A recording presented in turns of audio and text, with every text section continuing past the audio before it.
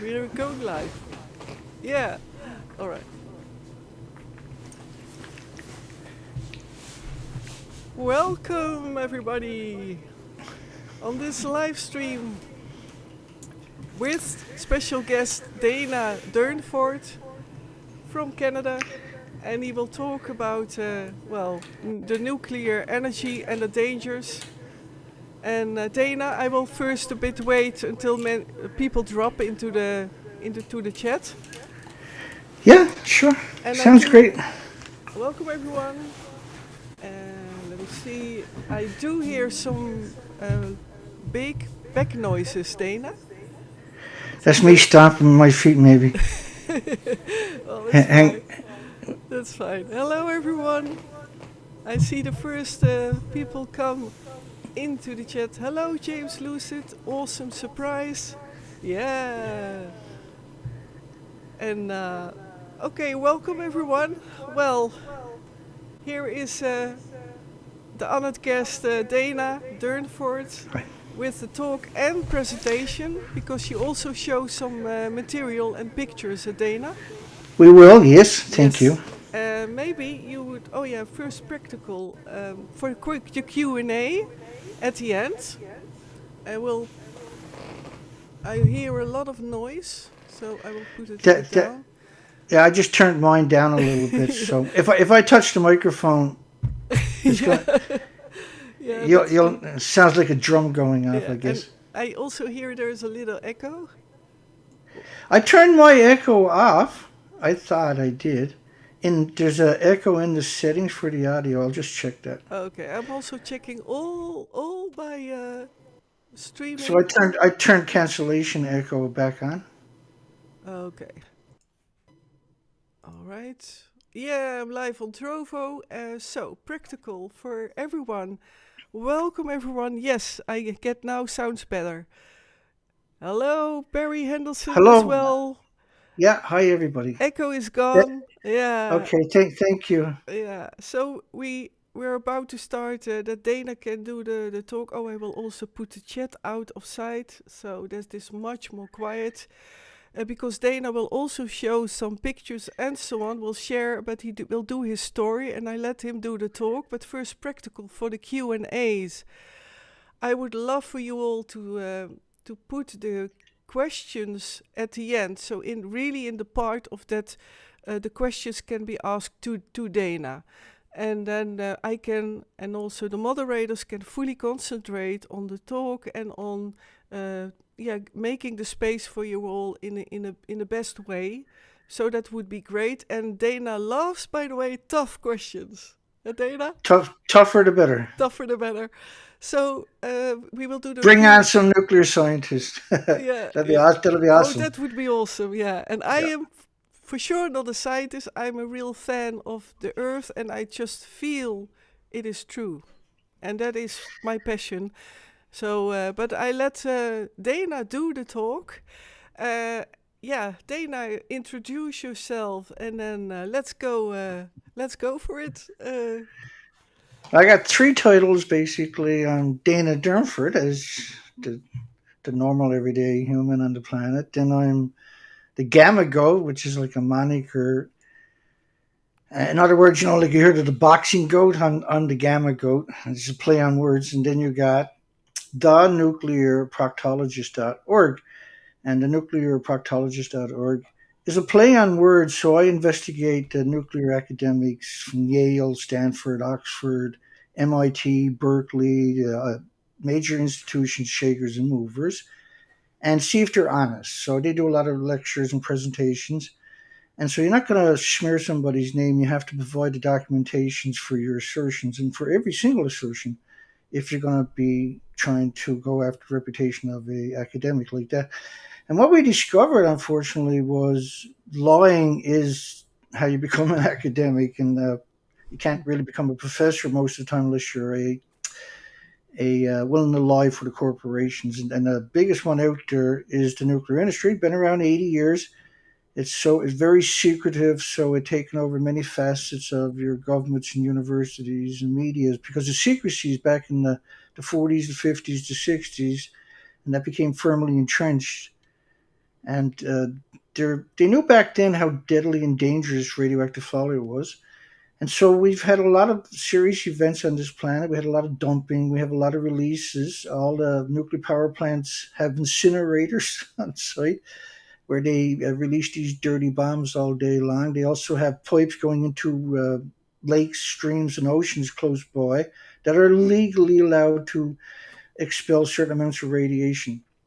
And the numbers we're talking about are catastrophic numbers. Um, and so then you have meltdowns. And meltdowns are events where they create plumes that cover the planet in a short period of time. So think of a snowstorm covering your planet, and the snow never melts, but it snows every day, it never stops, and eventually after 40 days, the whole planet has a snowstorm, and the snow never goes away, the snow never stops. But flip that, and instead of something very visible like snow, have something invisible, and which is radiation. So physical atoms, think of them as snowflakes, but there's a lot more in a liter than would be snowflakes of atoms. So you can get we got studies after Fukushima, 220 million atoms per liter rainfall in the northern hemisphere, particularly Canada and the United States. Now, this was a study a lot about Canada, and what that meant was that all the species' thyroid glands were going to be saturated with iodine 129. Now, this has a 15 million year half life, but because it's man made, it keeps its energy for its lifespan, whereas natural stuff doesn't have. The older the isotope is before it decays, say it could be millions of years, well, it's very low energy. But when it's man made, like plutonium, for instance, it's lethal for 240,000 years. And it has the same energy. Now, it pulses energy at the speed of light. And so when this gets in your body, or animals or insects, and particularly your children, and it does, then what happens is your body attacks it with white blood cells for the rest of your life. So instead of healing a cut on your finger for 6 or 7 days, and the white blood cells go away, the red blood cell count will come back up, because for every red blood cell, white blood cell, you're going to displace a red blood cell. And so the more radiation in your body, the less red blood cells, and they carry oxygen nutrition. So this makes you more susceptible to diseases and pathogens and viruses that were normally harmless and innocuous and benign, that they just can hurt you. Now all of a sudden they're very threatening to your health because your immune system is compromised. There's around 1,800 diseases you want to think about when you talk about radioactive fallout. So there's heart problems, liver, lung, respiratory, pituitary, thyroid, adrenaline, Alzheimer's, dementia, autism, diabetes, Down syndrome, schizophrenia. So there's a lot of seriously brutal mental health issues. And the academic community will kind of use that as a mockery, where they won't actually acknowledge it. They'll just suggest that there's no harm from the radiation, there's just mental health worrying about it. But it's the complete opposite, and this is well documented stuff. So, And if I can interrupt, you're talking now pure about the radiation, because I myself was in the beginning very confused about that. There is the difference in the radiation and the fallout, isn't it? Or am I right, there's wrong? two. No, you're right. There's two different radiations to think about. There's two different things that, well, there's more than that, really. So you got different types of emitters. There's four basic types. There's going to be gammas, alphas, neutrons, and betas. And so there are different isotopes: uranium, plutonium, americium, neptunium. They have different types of energy, but they all have the same energy. We're pulsing energy every single second in like an explosion at almost the speed of light. So how much energy does it take to make something go the speed of light? We can't mimic that. These are perpetual machines, actual perpetual machines. And at that kind of energy, you're going to destroy cells and chromosomes and DNA, and you'll put lesions on your organs on top of that. Your body has to try to repair it, but it's happening every second. So your body can't keep up with it. So your body will attack it for the rest of your life if it was a single atom. And an atom, think of a physical atom where you can take 200 million atoms, put them on the head of a needle, but you still can't see them. But 11 of them will give your children heart problems, Mhm. and that there's 1,800 diseases. So when you got gammas and alphas and neutrons and beta radiation, that's what we call fallout, physical particles. Think of it as snowflakes, but you can't see it. And they're floating around. They're very light. They're very mobile. They don't need jet streams to travel great distances. And because they're pulsing energy, when the energy hits each other almost at the speed of light, it doesn't mingle. It actually changes direction. That's known as a breaking effect, and you call it an X-ray. And so when you have a lot of that on your land or in your ear, you're getting full body X-rays for the rest of your life. And this is not, your body's not designed, doesn't have an autoimmune trigger to defend against this. Neither does birds or insects or mammals or animals or anything else, or even bacteria or fungus. And so everything with replicating cells is very, very, very vulnerable to even a small amount of it. And in the 50s, the doctors would describe it as a biological weapon because of the way it works. But it's much more insidious, and because it can last for millions of years. So if I die and they incinerate me, they liberate the radiation particles back into the environment to look for another victim. And it could take them hundreds of thousands of years to find a victim, but then they'll find a victim and it'll do the same thing. When you have forest fires, you're releasing huge plumes of 8 decades of radioactive fallout back into the environment. You can't destroy it through incineration or forest fires or battery acid or anything else like this. So we had a major event 12 years ago, and it's called Fukushima. And Fukushima were old reactors. They were 40 years old roughly. And the reason I say they're old is because you have this 4 decades of bombardments with neutron rays, X-rays, beta rays, gamma shines, and stuff like this. It breaks down the integrity of the metal, and it's more susceptible to cracks. And these containers are at 1,000, 2,000 psi, so getting a crack in it is quite devastating. And so there's a lot of constant checks to see if that's showing up or manifesting. You call that also a Wigner effect. Now, when Fukushima happened, the plumes that covered the planet was about 16 to 20 days. We had plumes covering the entire planet. And I'm going to show you some pictures just to kind of get you on the same track. Hopefully, if share screen. I just got to select screen. Entire screen. Here we go. I forgot how to do it. Now we're okay. now we should be good. I should be placing my. Let me see. I will now check if... Did you share it? I did share it, I hope. Are we sharing?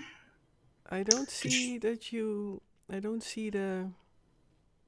Now what you shared. Okay. So you push share screen, and then you edit I'll it. try. I'll try again. Because it should be there.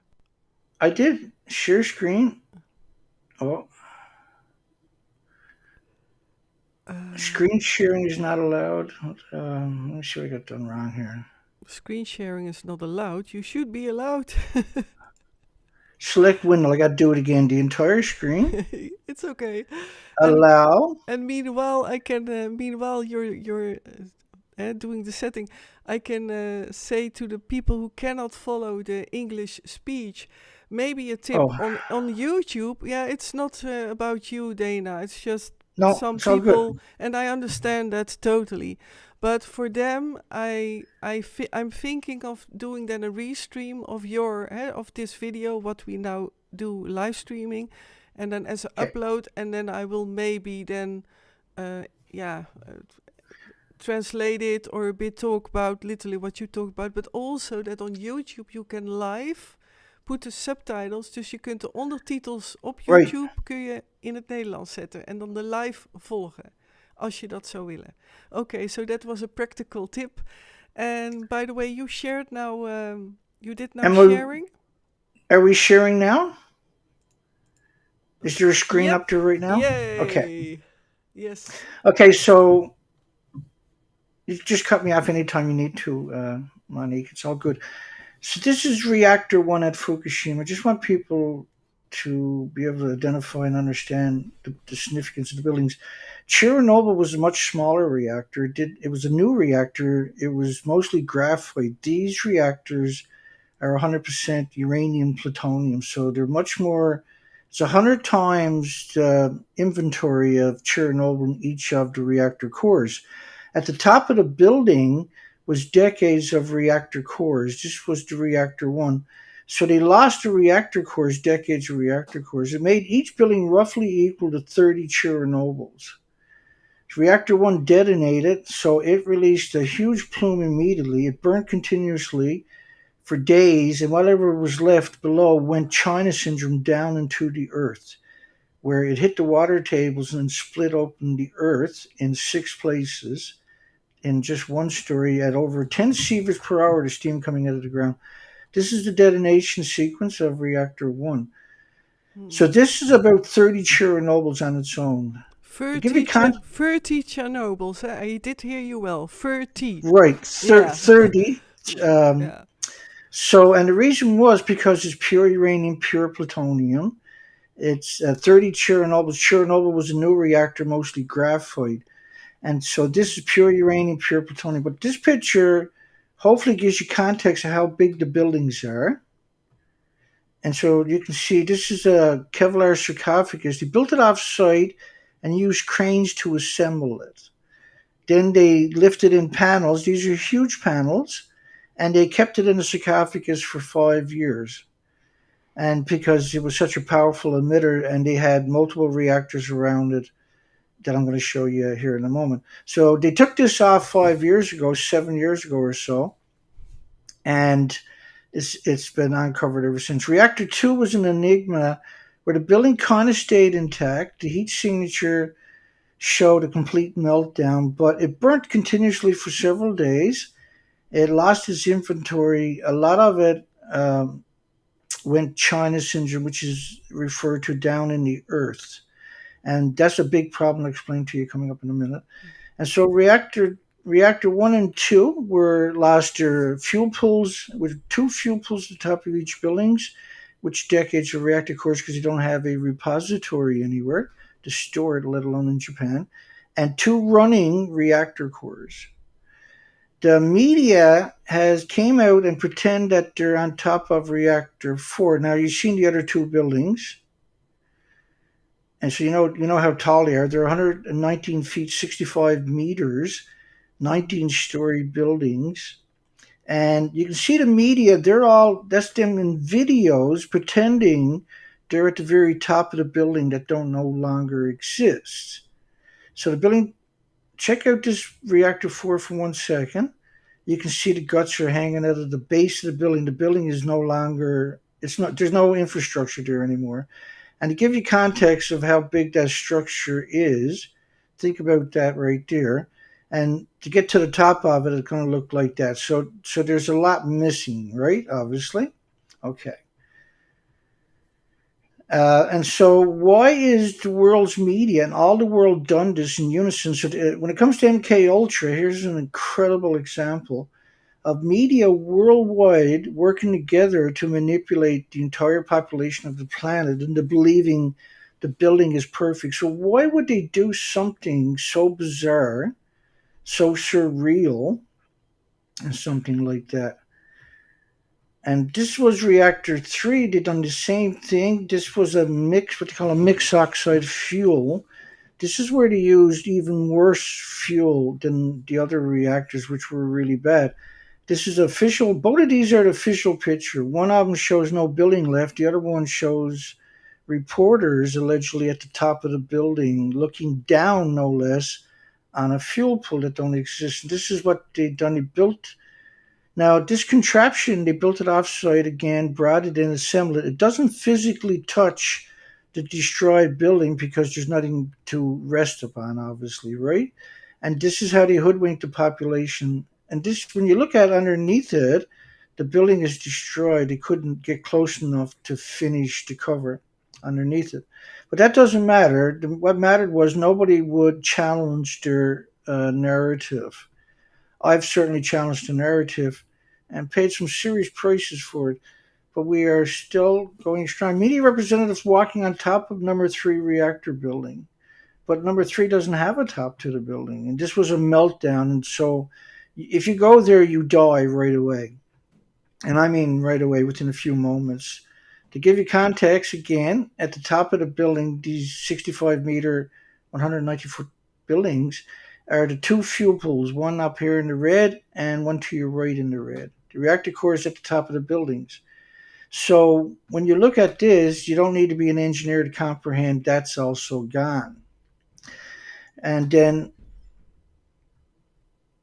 this was a picture that really tells the story. The building is, this was a 165 meter, 190 foot building. There's nothing left. So you're not going to find anything inside the building functional, including a light switch. And here's a better, they tore the wreckage off the building. This is what was left. So they faked being on top of reactor 3 and faked being on top of reactor 4. I just want you to be able to comprehend the significance. This is immediately after the nuclear meltdown on reactor 3. Reactor 3 was a vicious mixed oxide fuel facility. And some of the quotes were doomsday-like radiation release. If fire and pull at Unit 4 would be a global catastrophe. And you can see the building no longer exists. So this was a global catastrophe. And this was very evident in both of these buildings, reactor 3 to your left, reactor 4 to your right. It's hard to comprehend why the media is pretending the buildings are perfectly intact. So it must be pretty bad, right, for the media to do it. Can I interrupt you, Dana? Maybe because you. Indeed.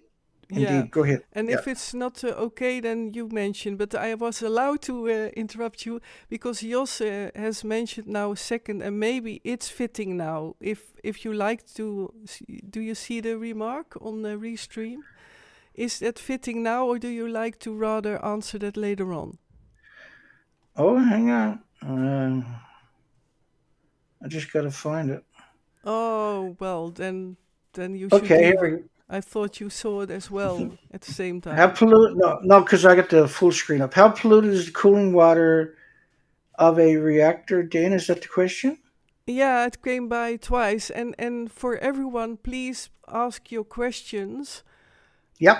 In the Q&A. That's better, huh? Because that's... Yeah, let's do that. Yeah. So the official story is nothing got out of the building. And now you're just seeing the buildings, right? The camera's right. I'm looking at the light instead of the camera. Yeah. The buildings, and I just showed you the buildings. I'll show it to you again. Well, let's walk through that first because that's how you're going to... Oh. Hang on, I'll get it right. Let me do the sharing again. Yeah. I will not interrupt you again with... No, that's great. It was that's an great. experiment, you know. No, that's great. Trust me. Let's keep going. Don't worry about it. And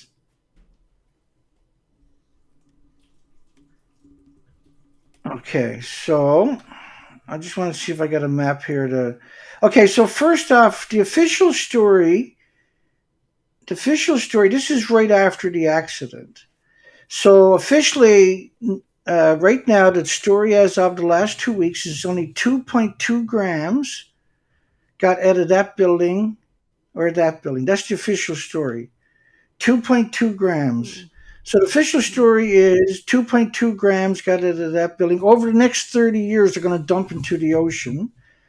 And the media to your right are pretending they're in the building that no longer exists. So in order for the tanks to have any controversies, they decided to pretend the picture to the left doesn't exist and only the picture to the right is the okay. And so then reactor 3 that never happened. It looks like this. That's the official story. For the tank story to work, and we can go in. I actually got some stuff on the tanks for you. So let me jump on that actually. Oh, great, yeah. Because on the right side there was all the time the picture of what they show, the media, and the left was the real pictures, to be clear. Yeah. Okay, and smurf that up. We should be right there. Okay, so these are headlines about the tanks. Now in 2013, August the 20th, Mari Yamaguchi, by the way, I think they put out the cover story, whoever public relation firm she works for. I posted on her Twitter account, murderer, and she blocked me right away. Mari Yamaguchi Tanks to cripple Fukushima plant. So they claimed they had 1,000 tanks. Sorry, 1,000 steel tanks in 2013. 2014, Mary Yamaguchi again, 1,200 tanks. 2017, they claimed that they had 900 tanks, and around 900 large and densely packed tanks. Now I counted the tanks. Most I found was 715. Now the problem with the tanks was, first off, try walking with both of your feet flat on the ground. See how that works for you. If you fill up a tank with the water, that the official numbers were 2.2 sieverts of just, they only acknowledged beta per liter, and 3 sieverts would be a lethal dose. So if you had 2 liters within 50 feet of you of this stuff, when the show started, you would be dead by now. Your organs would melt. So if you fill up these tanks, that's 1.4 million 1.4 million sieverts per tank of just beta. And what that means is you couldn't build another tank, and the tanks would need to be 12, 14 feet thick lead to shield this person, who I'm assuming that's a Photoshop. I don't know why they would do it, but it doesn't even make any sense. These suits can't protect you in that environment. And so in 2019, they had 1,000 tanks, bottom or left hand fort line. In 2021, they had 1,000 tanks. So they had 1,000 tanks in 2013, 1,000. 2023, Mary Yamaguchi, a decade later, again breaks the story. These are the ones that broke the story. They have 1,000 tanks. You can see right down here, 1,000 tanks. 2023, 1,000 tanks are going to release the tanks, they say. Now, the problem with the whole story, we got a lot of information showing the water 1 sievert per hour of just per liter that they're acknowledging. So there was a lot of work put into making this the official story. So the official story is the tanks hold roughly 2.2 grams of tritium, and so there's no need to worry. That's the official story. Mm-hmm. But the official story means nothing got out. So I don't even understand why they're doing that. And they're talking about tritium, and tritium is the last isotope you're actually worried about. It's a very bad isotope, though, don't get me wrong, but it's the last one that I'm personally worried about. Now, if we look at the water filtration system, coming up right here, right now for you. 2014, August the 12th, the Arriva, they had 3 systems, the Arriva, the Alps, and the Siri system. The Arriva was the water filtration system. For the last 3 years, the system has been unused and kept out of operation.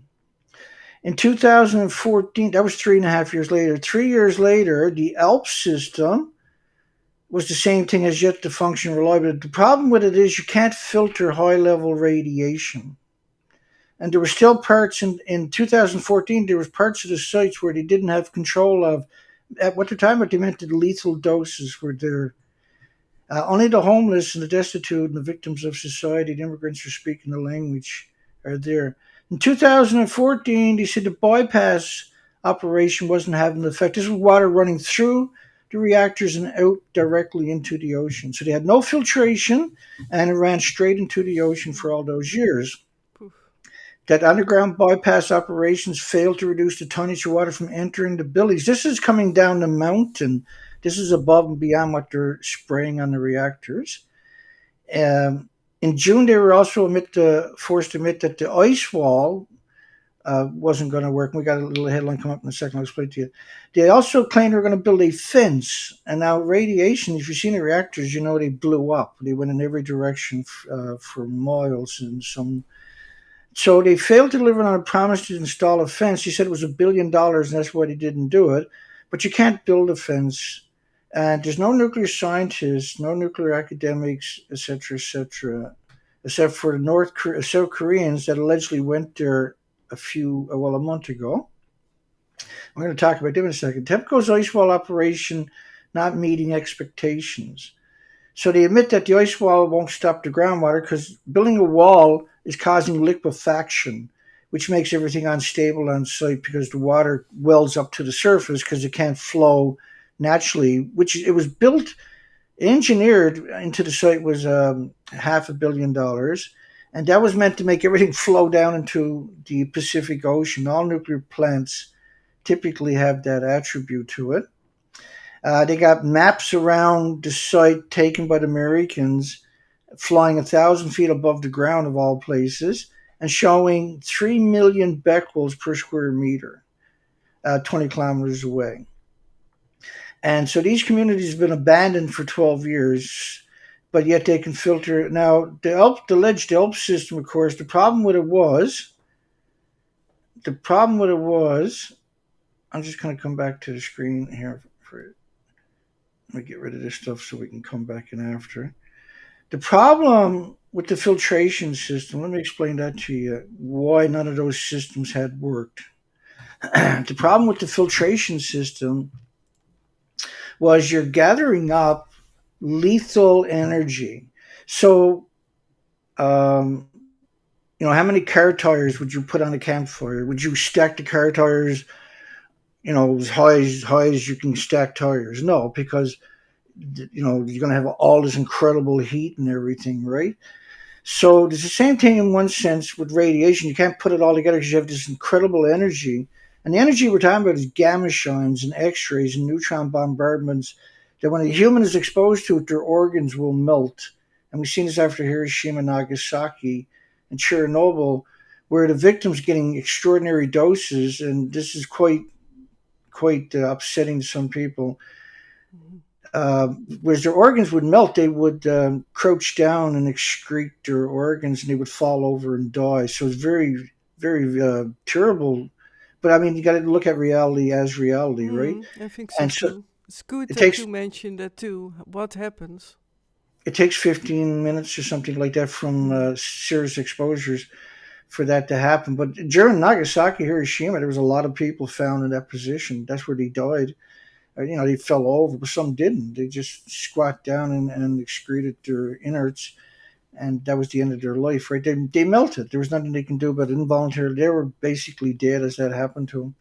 And they do these experiments on on animals, dogs and puppies included, and cats and kittens included, because it's so easy to raise large quantities of them, right?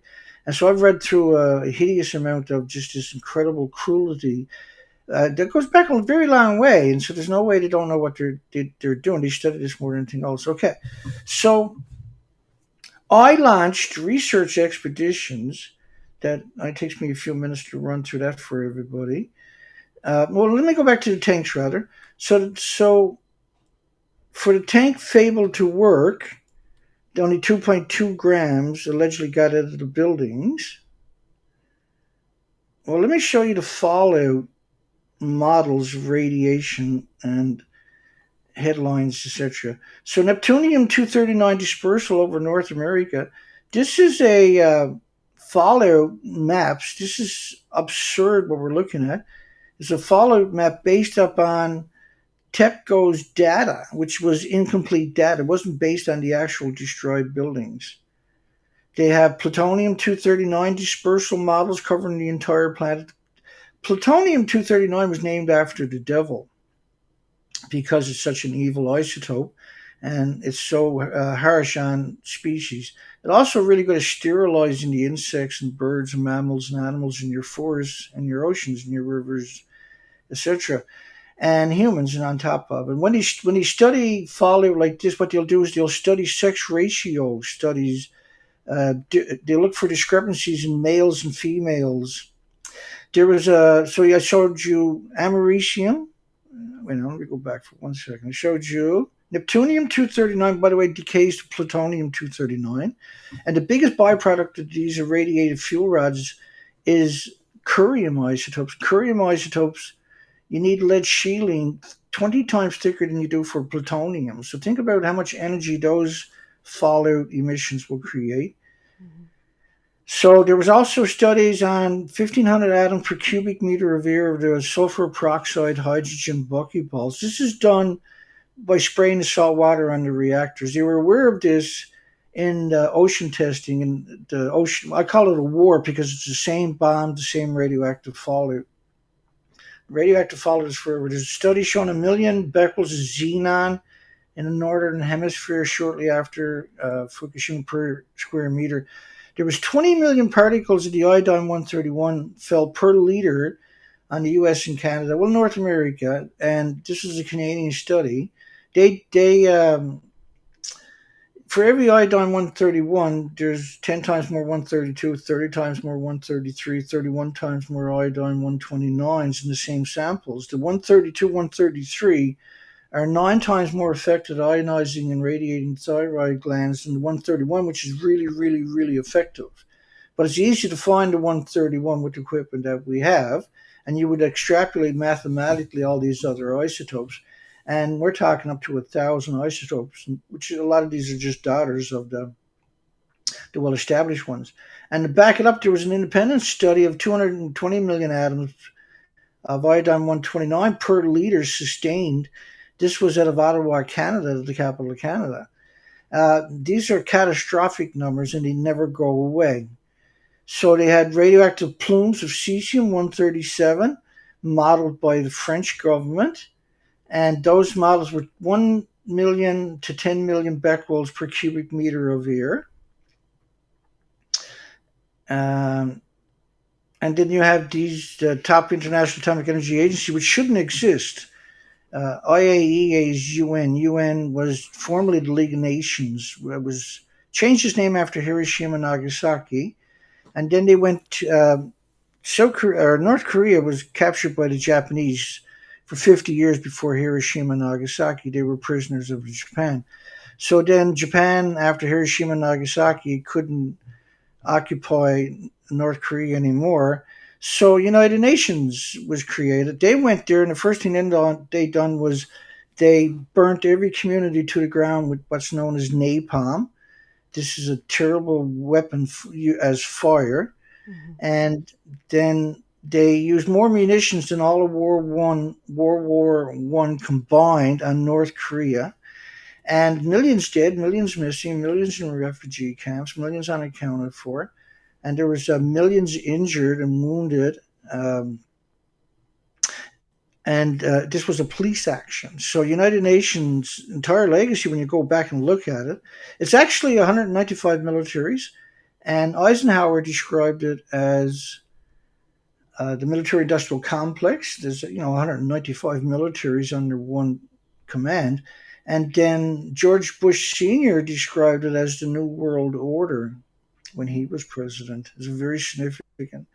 The numbers fell out in Tokyo, for instance, 500 trillion becquerels a kilogram. But the official story is only 2 grams will get out of the destroyed reactors or will be dumped from the tanks. So they're trying to claim nothing got out, and the only thing that's going to get out is the tanks, and that the tanks are filtered. Of course, I showed you the actual documentation I've gathered up over the last 12 years that disproves that, So this kind of fallout, we're talking about 500 trillion becquerels a kilogram. We got so much documentation. This is the xenon, which burns a hole through your lung, ends up in your bones, and your children's bones, and mutates their stem cells so they have lifelong debilitating illnesses. This fallout is only based on 20 days, folks. It keeps going, obviously. And this is a model of the radioactive fallout that covered the planet from NOAA, American government, in 40 Dana, days. Go ahead. Did you try to share, by the way, meanwhile? Or We're not? Not. Oh my God. Because I saw... Ow. Oh, thank you. Yeah, I thought so. It's never too late. Well, and a small break, because it's fine. That sucks. This is live in a live stream. That's 100. No, it's fine. Am I sharing the screen now? You wanted to say something about a break? I'll just flash through some of this Now again so you're people sharing, can. yeah, but I wanted to say it's always great just, that this happens because what I realize is that, for example, that the contact with what the Yeah, danger is, that because there are numbers and of course very much of technical terms for it, but yeah. it's yeah it's I guess it's what you said. Maybe it was before we went live. Like it's the repetition, and then it starts Well, to sink in. the Huh? next time we'll pay a bit more attention. We'll get lucky again, maybe, hopefully, right? Like, because you always got to get the kinks out, so it's not a big deal. We'll just run through the basics. I never Mm-hmm. went through a lot.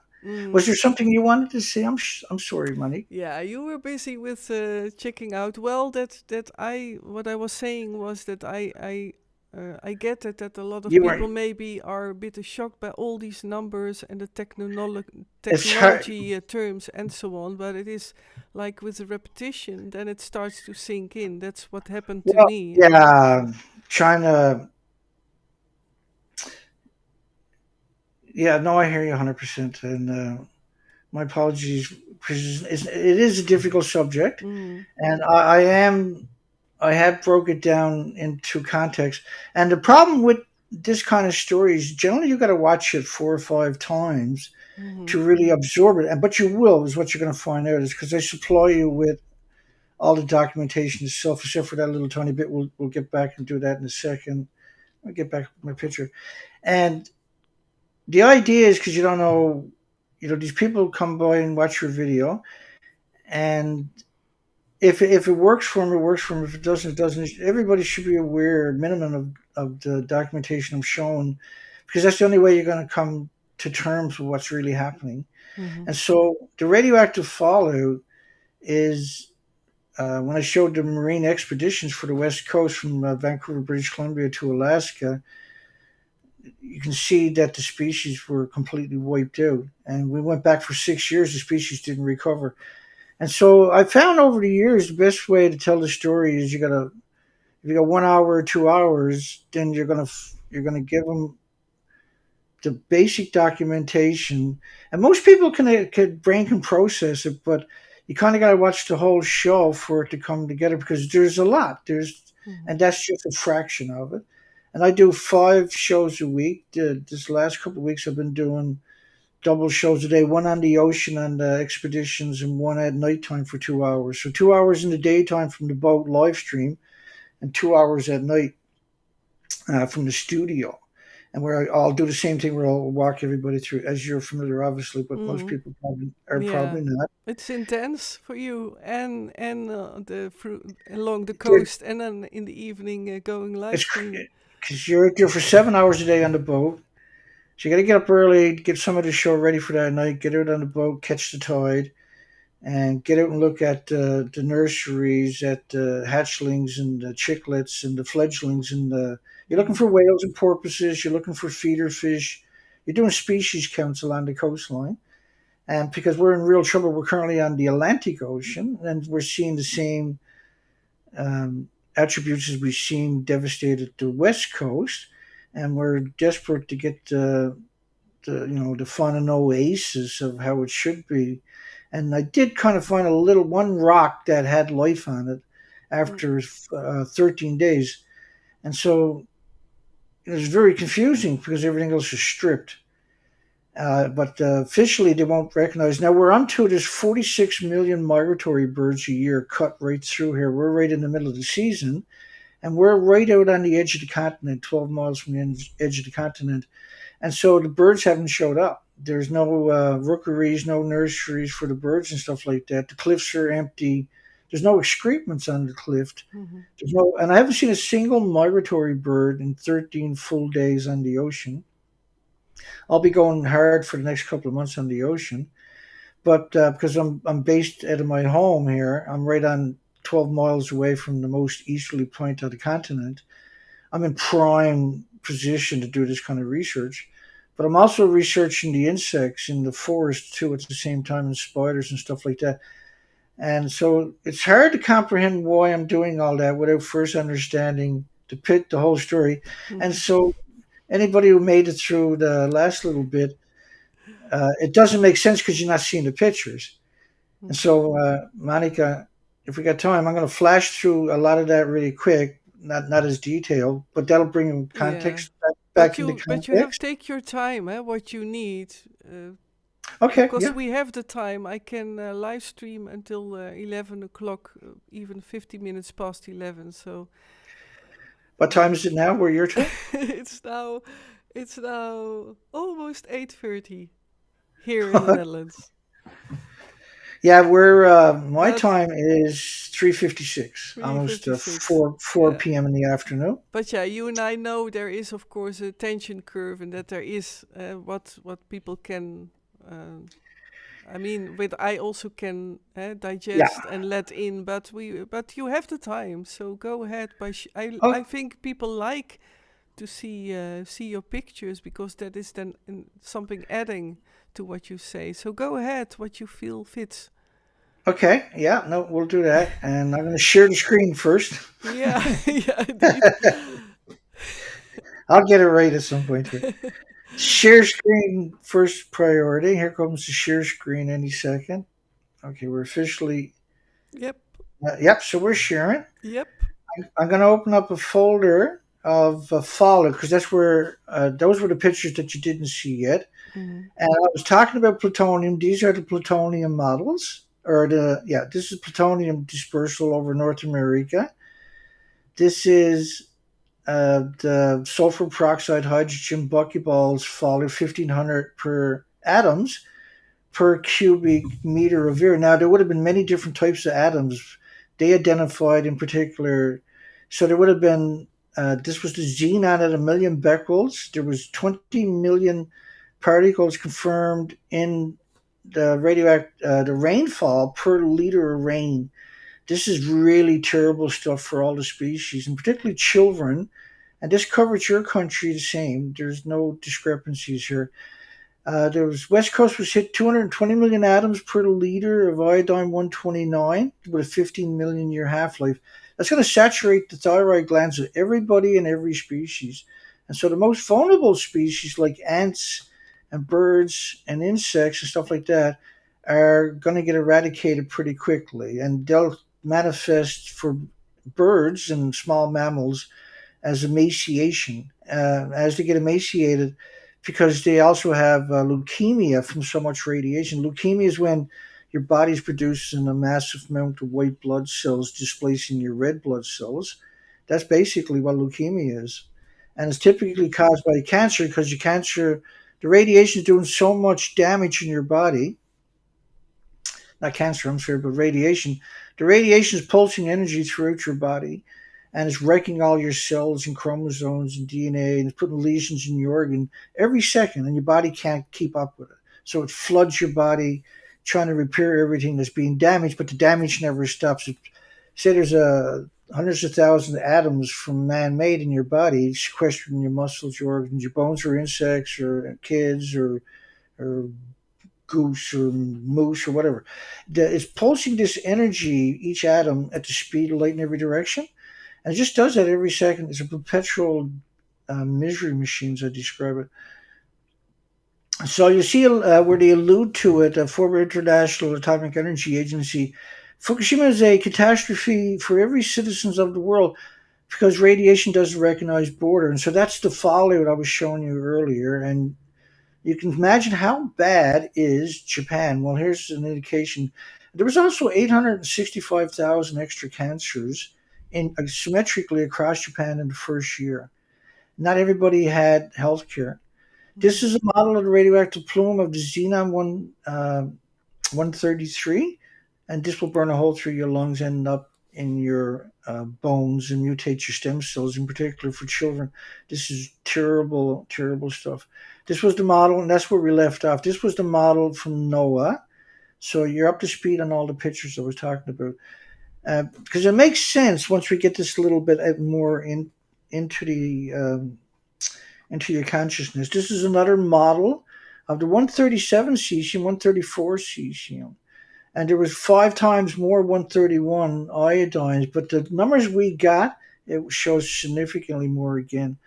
The explosion to the right was the reactor 3, but officially only 2.2 grams got out, folks. And so when you look at the model to your left, the bottom one is 28 days of radioactive fallout. At the top of it, it's 7 days after. So when you go to the bottom one, the whole planet is covered in 28 days. And so therefore, when they're claiming that everything is in the tanks, that's the cover story. They want you to worry about what might happen rather than about what has happened and has not stopped happening for 12 years. And so the game is to get you to believe and encourage you to protest the tanks, to get you confused, and then have apathy for the truth. This was a German model of the pollution. If it only went into the Pacific and without going airborne, this is 6 years. Now, of course, it went airborne and covered the planet in about 20 days. This is the actual model from NOAA, and this is based on 40 days. And so when the model stops, you're looking at 40 days of radioactive fallout, but they're only acknowledging a couple of isotopes. They're not actually putting the explosions, the loss of the reactors and the fuel pools into the equation. This is based on venting. And they had a tsunami, took out 1,300 miles of the coastline, all the telephone poles. So there was no power to work anything, but there currently is a series on Netflix called The Days, where they claim they never had meltdowns. And this is just, there was a lot that coincided with the alleged releasing of the tanks to get properly, it's a propaganda MKUltra operation on a scale that is unbelievable. Very high concentrations of hot particles in the Pacific Northwest. They got the whole planet into a hypnosis where they think they got to worry about what's going to be released instead of what's been going on for 12 years. It's quite all the media has to participate in that for it to work. All the universities have to participate in that life for that to work. All the government agencies worldwide symmetrically have to participate in that life for it to work.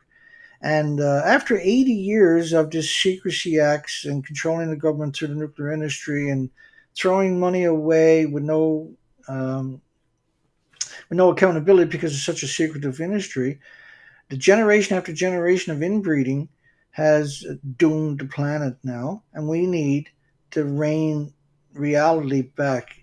And you do that by education, unfortunately. It's a slow, hard process, but it will work eventually.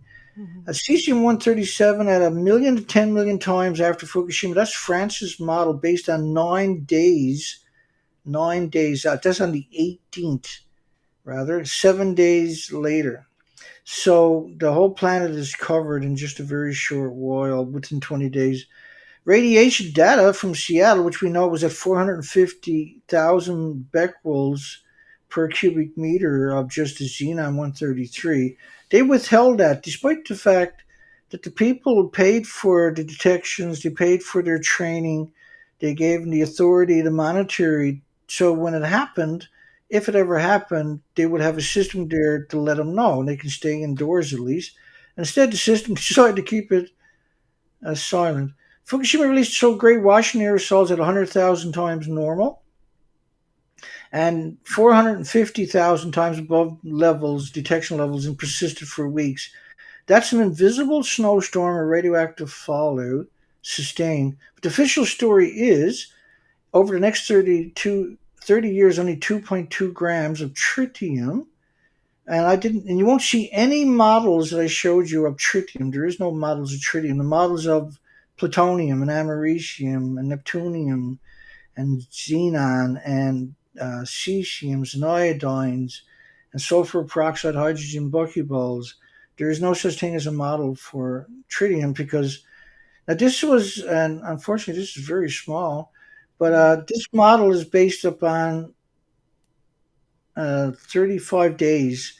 But I'll tell you when you're at 20 days. This is 20 days of radioactive fallout. This model is from the French government. That's the French government. Okay, and so I'll come back over and see if we got any questions or anything Monique wants to put in.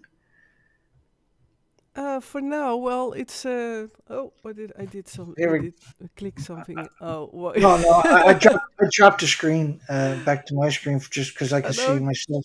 no, that's fine. Well, it's I every time when I of course follow your live streams and your shows already. Well, shows Thank, your live for a very long time already, and every time I'm impressed by how there must be a real reason behind it. That this is what you also call MKUltra. That this is being put away from humanity, from people, because I see it. I see I can connect the things like the yeah, I bet. the incredible increase of cancer, and I also happen to know that in Japan it is increasing, and as well people with a head well, that their heads are, or for example that they just suddenly drop and faint, like all these things, and there cannot be found any source of it. All these things like obesity, for me, it's connecting a lot of the dots. And but I'm amazed also by Yeah, the incredible, that must then be a big lie, and that is still happening. That it's amazing. the law is yeah fully active, and it's more so not because of the tanks they've been building up to this moment, and this is to justify the 12 years cover up. They can't keep the cover up going, so they need an outlet. And the fable, because you can't stop it from going in the ocean. If you store this stuff, you can't get back on the site. And Hmm. what I do, as Monique knows, is I guess a couple of questions I'm going to ask about the thorium reactors right after this. And I got distracted, and now I forgot what I was going to say. Oh, That I happens. understand. I have that too sometimes. And by Oh, the way, before you continue, yeah, go ahead. I saw something come by, like that was in Dutch, but to someone who Okay. asked for a question. But I want to say, like, this is not the subject, so then you know what I Yeah, mean. I'll stick to subjects. Yeah, that's Yeah, exactly. thank you. And maybe it is better. Do you want a question now, or because Yeah, there's a question now, and I can add, unless you got another one. There's one there about thorium reactors, you and did you have another one? well, you see also the chat come by, because I have Well, to. anything in your native language, I don't know what it is, unfortunately. Right? Okay. Well, there That's was. all I'm saying. Is probably Well, there a lot comes by. Here is Jos again. Is it a good idea to dump the radioactive waste in salt domes? Is that a good yeah, question? probably. Well, the deeper you can go, the better. You want to go so. Well, we know the salt domes don't have the water reserves underneath them, the aquifers, and we got to get it off the planet for starters. So yes, but dumping it in the ocean is probably the most ludicrous thing imaginable. Why would we want to do that one? And I haven't looked, like, I know salt. They're using salt domes for waste isolation pilot project, and so we're like, the water we're talking about is not harmless. Let's put it that way, and that the radioactivity levels is extraordinary, and I don't know. I would imagine a salt dome, these salt pits might actually work for that application. But the problem was, you got to go look at and that's the only option that I even know of right now. That's a bit of an option. One of the options that they took in Hanford was to dump 450 billion gallons of hard, like really nasty radioactive liquids. This is very lethal by the liters, just walking past it, into the soil at Hanford and buried it. And that's equal to a 6 foot wide aquarium, 518 feet tall, wrapped around the planet once. So it's an absurd amount of radiation, which was downriver. Downhill is the Columbia River, which washes it eventually to the Pacific. And so Hmm. that was the worst thing you could have done, and that's what they done. And can I And I can I ask go you, ahead. like, this is again what I then feel, and I also saw it come by, like, what can we still save what is now being spread? Because that's then my question, like when it's spread into the water, yeah, it goes everywhere. across Yeah, the because you're just planet. spreading it So out. You can't destroy it. yeah, You exactly. make it worse. Yeah, so that's actually pretty sad. So the ocean was the soup of life, and just takes 30 seconds. Was a soup of life. So a glass of salt water had 1 billion creatures in it, Mhm. and 75 to 100 million of the phytoplankton, the basis of the food chain, and oxygen chain, carbon sequestration chain, and the rest of it was just the biodiversity, eggs and larvae and little tiny small fries. Mhm. And so when you dump uh, high level of radiation, you spread it out. Every glass, you're going to contaminate everything in every glass. 1 billion creatures in each glass, basically. And now you get the whole food chain is radioactive from the anthropogenic man-made radiation, and the trickle effect up the food chain is going to be brutal.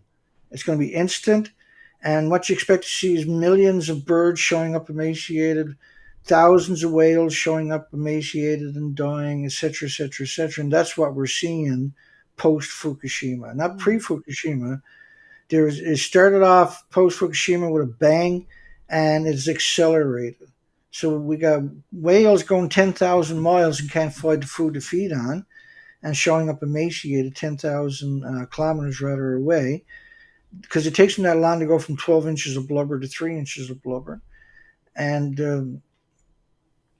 and you see all the colonies will fail. Now, last year they made an attempt to blame some of that on the alleged avian influenza bird flu. That lie quickly fell apart.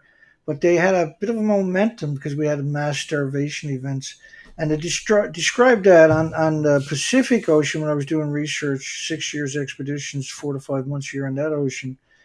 They were finding over 1 million common murres and 1.2 million or something of the Cassini auklets. The Cassini auklets are microscopic eaters, and the common murres dive 600 feet all day and eat anchovies and squid and sardines and krill and stuff.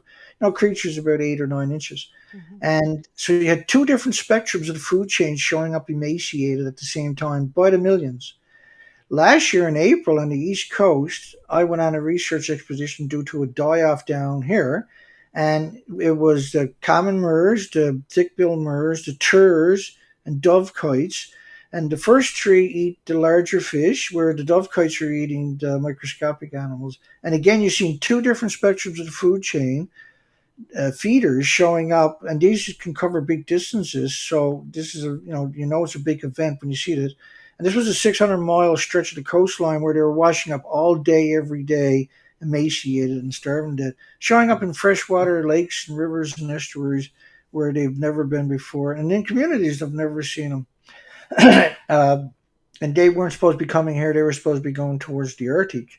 They came here in last ditch effort. And so again, that's both oceans where I'm doing extensive research expeditions, finding die-offs of different spectrums of the food chain. That really does tell the story, right? Yeah. It's a sad, again, it is a sad story, and yeah, I see it come by in the chat because I really want to concentrate on what you That's say. great. Yeah. But that yeah, a lot of people say, of course, yeah, but what can we do that it is so, yeah. Well, and we got a lot of problems. Yeah, We got to first you got to understand what the problem is to come up with a solution.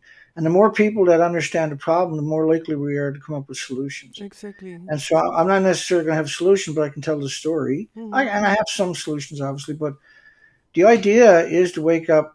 If you had a meteoroid coming at your planet, you looked up and everybody sees this meteoroid, all of a sudden, all the universities start working together and trying to come up with a solution. All the kids, all Yeah. the think tanks out there are working on a solution. And Hmm. that's what should be happening here. In fact, there's a lot of people acknowledge that the first couple of years. Like, why is everybody pretending this is not happening? What's going on here? Hmm. Well, the cover up story was immediate. They started the cover up story right from the get go, and it was really we were lucky to have access to so much information and be able to document it as it was happening, and terrified when you see it in real time.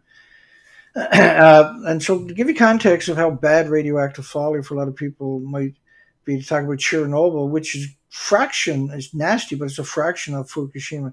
But when Chernobyl happened, they closed 9,400 farms in Ireland, Scotland, and the United Kingdom. And now the radiation had to go across Europe to get there, and Finland and Netherlands. Sweden. All of these places restricted freshwater fisheries. They restricted farmland. They were doing studies on Down syndrome and autism because that shows up 9 months later. They were doing studies on sex ratios of males to females over the next several years because that's how you can identify large anthropogenic pollution from radiation in a big population. And so after Chernobyl, the sex ratio studies were done on Europe, not just the country. But they done it on Europe itself because they were pretty certain that's what they were going to find, these incredible discrepancies of more males than females, which means less population. And that's going to be true for the animal kingdom too. If you find it in one species, you're going to see it in all the other ones prevalent, particularly in humans. And because we're at the top of the food chain, we eat a wide variety of foods. We're more susceptible in many ways. But okay, so they closed down 9,400 farms in Ireland, Scotland, and the United Kingdom. 400 are still closed today. So they should never open it up. And they should have abandoned Ireland, Scotland, and the United Kingdom because of Chernobyl's radioactive fallout, and which is 3,000 kilometers away or so. They can't get there without contaminating the rest of Europe, is what I'm saying. So there's precedence for people to kind of wrap their mind around it. And Fukushima is still ongoing on a whole different scale. We got China syndrome where 9,000 degree Fahrenheit temperatures tunnel down to the earth.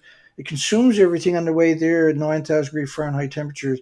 It consumes the rocks and the water and any kind of fossil it runs into, whatever, and it atomizes and aerosols it, ionizes and radiates, and it releases it back up the hole it created. It looks like steam in the right conditions. It'll manifest itself as steam coming out of the ground.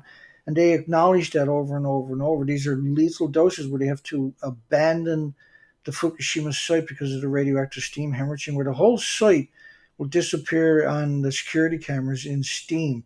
But you need the right kind of condition for that to be able to show up. So it can be going on for extended times. You're not seeing it. So this is why they ran out of homeless and destitute and victims of society, and the immigrants don't speak the language because that's all that goes to the site. And because you're talking about lethal doses everywhere from the detonations of the buildings, and if you're joining now and you haven't seen that, then when you go back after, you'll see the pictures of the destroyed reactors. So I keep forgetting. So a question was, in comparison, how much safer is thorium reactor to a uranium reactor? Well, the thorium reactor is going to use uranium 232, 233. And the byproduct is going to have a shorter half-life, but 233 is a brutal gamma emitter. And they're going to be breeder reactors. So in order for them to work, they have to be a breeder reactor. We don't need reactors. We need geothermal. Geothermal's under everybody's feet, and you can get 1,000 degree temperatures the deeper you go. And so you only want 700 or 800 degrees, and you can build a geothermal at a gas, oil, coal, nuclear power plant. When it's finished, you can turn off the commodity-driven energy like gas, oil, and coal and nuclear, and just turn on the geothermal. And the only thing holding us back is how deep we can drill bits. And because we have lasers and other technology that we can vaporize the rocks. And there's other techniques they're using where they're using pneumatic hammers, and they're using 25,000 psi jets to cut the rocks up as they're trying to drill down into it. And so this makes you can do it a lot quicker. So instead of taking you 3 months to get the depth, you can do it in 3 weeks or 3 days. Once they perfect this technology, it'll only take a week or something to drill these deep holes. That's all you're just going to drill a couple of holes, insert pipes down there, and circulate the hot water over and over and over. So it's a brilliant idea. It's been around, for as long as we can remember. Really, we've always used the natural springs from the ocean. That's geothermal, or from the ground. That's geothermal. But like Iceland's been doing it for most of their existence. But everybody has access to it. Low universities are trying to come up with solutions. There is independent countries, and they expect the drill bit market for geothermal over the next couple of decades to be around $50 billion. So they're expecting a lot of drilling to be going on when they're putting out these kind of numbers. Uh, and there's Quetzal Electric. They're going to use a technique where they just vaporize. They'll drill down and then put another drill bit down that vaporizes the rocks. So rather than drill it, because the deeper you go, the harder the rocks are, the harder it is on the bit. But that's the solution. And thorium reactors are not. There's a few experimental, and these are breeder reactors where they're going to.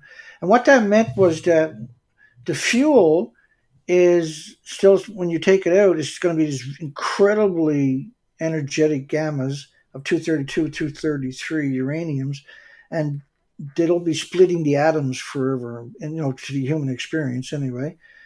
And the species can't survive this. So the problem with all nuclear power plants, nuclear reactors, and military reactors and test reactors included, is that they each need two fuel pools where they put the reactor cores for a few decades to try to cool off. The reason it's hot is it's still splitting atoms, no longer any containment. Now it's in a pool where they have to vent everything all day long into the environment. So a fuel pool boils off about 120,000 liters of highly radioactive water per day. And when you're boiling off a liter of highly radioactive trillions of antipathetic atoms, you're liberating the atoms into the environment. So these are incredible disease factories. There's 1,800 diseases. And most of these facilities are surrounded by farms as far as you can see in every direction. That's not an accident, obviously. Mm-hmm. So they're poisoning you in your food markets and stuff like that. So And there is so a true reason behind it. But do you have your own opinion about? If you can say that, of course. But what is the reason for that it is being cloaked for the world? Well, like a lot of people talk about, there's an agenda for population control, and there certainly is. Mm-hmm. And you see it in many manifestations, right? Vaccines, Yeah. GMO, and all Mm-hmm. kinds of. Yeah. But radiation is indiscriminate. Yeah. So it's truly a crime against humanity because it attacks everything with replicating cells. Mm-hmm. And it's a threat because it wrecks the bacteria and the fungus in the ecosystem. And so without bacteria and fungus in the ecosystem, the foliage in the litter that can't break down because it needs that to support the ecosystem of stuff, all the little creatures. So if you get rid of the bacteria and the fungus, then the forests don't soak up water anymore. So whenever you get torrential rain or snowfalls, soon as spring shows up, everything is ran off. It's like Rain-X on your car where all the water runs off it. Mm-hmm. Without bacteria and fungus in the forest. So now, once you get a few years down the road, you got all this litter and foliage in the forest that didn't break down. It's kind of not petrified, but it's tinder. It's very hot, and so you get a lightning strike. You have this incredible forest fires, Mm-hmm. and the problem with it is your forest fires are sinks for decades of radioactive fallout. So the forest sucks up the radioactive fallout. And you end up on top of that with radioactive pollen, which devastates the pollinators like the moths and the butterflies and the bees and that. And without the bees, of course, the bees are bringing back radioactive pollen to their hive, and there's a lot of them, obviously, right, doing this all day long. Mm-hmm. And so all of a sudden, the queen stopped producing babies, and when the colony dies, the colony dies. There's no way to replenish it. And that's what we're seeing manifesting in particular over the last 12 years with these incredible, endless plumes. The plumes are still there, and you can't smell them or hear them or feel them or touch them or taste them. They're not like snow. You can't perceive them, see? And so you become complacent. Oh, I don't see anything. Mm-hmm. But a Exactly. single atom of the man made in your body can trigger up to 1,200, one of 12 or many of 1,200 different diseases. And your body will attack it for the rest of your life with white blood cells, and then over decades will build a tumor around it.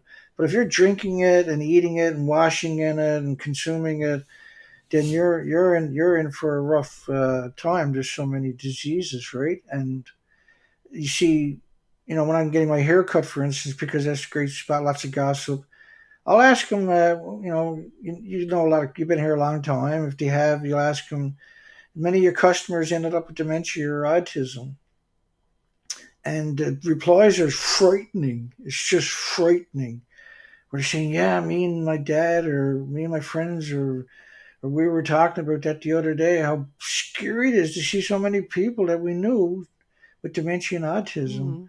And then you ask them, what about diabetes? And what about Down syndrome? Um, what about autism? We got on my street right here, it's a very small street. There's two children with autism. Mm-hmm. Two. Yeah. Two. There shouldn't be two in the entire province. I got two on my street. Mm-hmm. And Canada removed all restrictions on the food from the nuclear wasteland that is Japan after 93 days. And 55 countries had a ban on the food from 14 prefectures. And prefecture is like a province or a state, is a very big chunk of land, and it was a independent part, not independent, but a part of a country. And so Canada removed restrictions. Now Japan couldn't ship the food anywhere, only to Canada for the first 10 years. And Canada had no restrictions. They weren't going to check anything. There was no quality control. And so Japan never stopped growing food in the nuclear wasteland. And what's crazy was Japan picked up 30 million one-ton bags. So if you put a one-ton bag in the back of a pickup truck of radiation, we're talking about 100,000 atomic decays a second per kilogram. It's incredibly active stuff. Mm-hmm. They picked up 30 million one-ton bags. That's equal one-ton bag, 2,200 pounds, which is the metric for Japanese, in the back of a one-ton pickup is all you can put there. So bumper to bumper, that's 5 rows of traffic continuously around the entire planet. Do you I've know, just by the read. way, sorry, That's okay. dear people, I am allowed to interrupt Dana. So, Yeah, no, no, go for I'm it. very enthusiastic because do you know how, yeah, we talk in Europe about centimeters specifically, how deep they scraped? Because I was thinking like with that radioactive matter and then specifically with the fallout and so on, with the dust, how deep did they scrape off? The max was 5 centimeters, 5 centimeter. Is that two seems and a half so inches. Is little? it two? No, 2 inches. I think it is. Oh, 2 inches. Yeah, that's Yeah, 2 inches is five five, five, centimeters. 5 centimeters. Yeah. Yeah. Wow. And they replaced it with local soil. So in other words, replaced it with something radioactive. Yeah. And So, and this happened. It was weird because I was doing live shows back then, and I was saying how during the Vietnam War that because they were using DOLRAM, depleted uranium, low-level radioactive munitions, and the A-10 Warthog only shoots dirty bombs. These dirty bombs shoots a ton and a half a minute, and so if you found a piece of it when they were doing a cleanup down there, you were supposed to build a 900-foot fence around it, 12 feet high, with international symbols on it of danger radiation.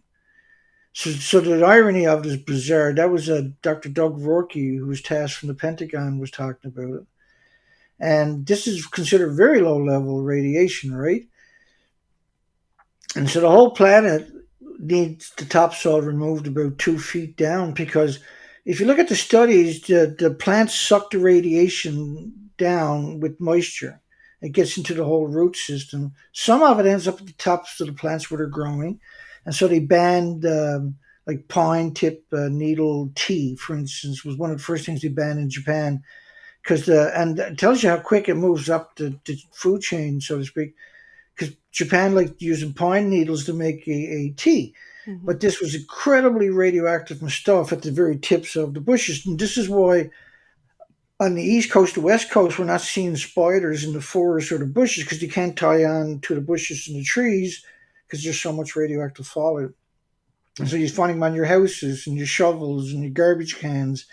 And what we'd been noticing for the last 3 years also was the webs we're finding on structures, because you're not finding it in the forest. And I've been 400 miles deep in the forest on research expeditions 2 years ago, for instance. And last year I was about 100 miles deep. And there's no spiders, and you're looking for, and there's ants nests. You can stick your arm right down in an ants nest. Name somebody that does that regularly besides me, because You they do were right. that? Yeah, I don't hesitate either. Oh, there's an ants nest. Watch this, right? Stick my arm down. Yeah. Oh, you're. People literally like go Oh God. panic. Yeah. Because if you step on it, you're in real trouble, right? So Yeah, and stick in the arm. It depends on what kind of ants, because do you have in Canada these very they Fire ants. fire ants? Yeah, exactly. No, we don't. I don't Oh think not no, where I'm you don't. from. No, No, okay. thank goodness.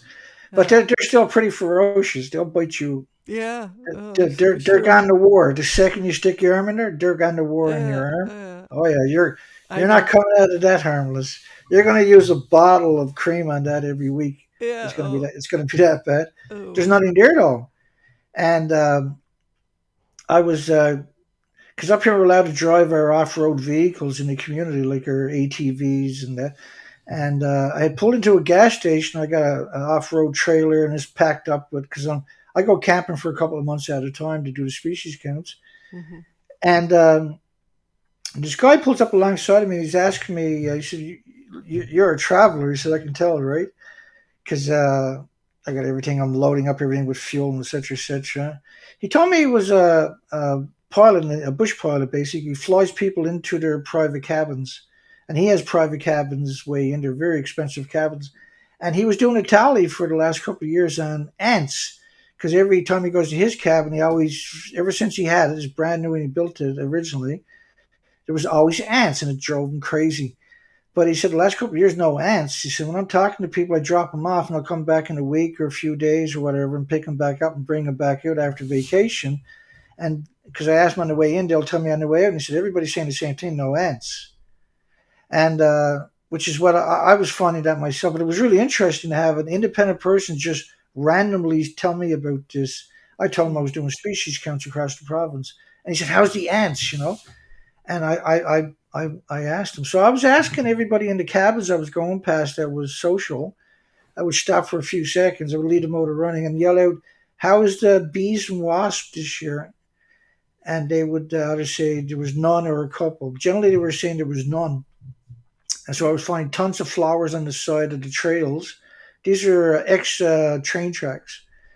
But so we do a lot of studies on the insects. We were paying a lot of attention to that. The tidal zones here on the East Coast, like the West Coast pictures, uh, did I show them yet? I don't think I did. Let's jump on them. Maybe I'll bring up Not the yet. sharing screen. But It takes can a I couple ask you minutes. a little question, Yeah, because you were talking absolutely. and it's again my enthusiasm to relate it to the Netherlands. I find it specifically this year because it's warm. It were warm days here in the Netherlands, and I discovered that a lot of, for example, spiders are inside the house, and they are well, they look up the outside when it's warm enough, and I was flabbergasted by how many spiders there are inside. They crawl inside the house. Has that something got to do Because with? that's not normal, right? Well, And that's what I mean. you get some, but you don't get like a lot. A And one thing you lot. want to check for, one thing we noticed with the house spiders and outbuilding spiders, like your garages and your shops on your property, where the spider webs were deformed, and all of them, and Hmm. they might only have one or two remains. So normally you would check the spider webs for see what species are in an area. That's the quickest way to check it out because they're Hmm. very annoying. They're everywhere, right? Yeah, exactly. Now they're not. And give some context to that. I'm going to share the screen. Mm-hmm. Unless you got another question you want to throw out there. No, no, that's go ahead, go ahead. And So meanwhile, just, I grabbed some tea, by the way. So but I'm listening. So no, you're go ahead. good. Yeah, Yeah, no, it's all great. go ahead. Okay, we're sharing screen again, I would imagine. Any second on your end. Yep, looks good. Okay, so I'm going to take you through the Vancouver to British Columbia expeditions, about 20 pictures.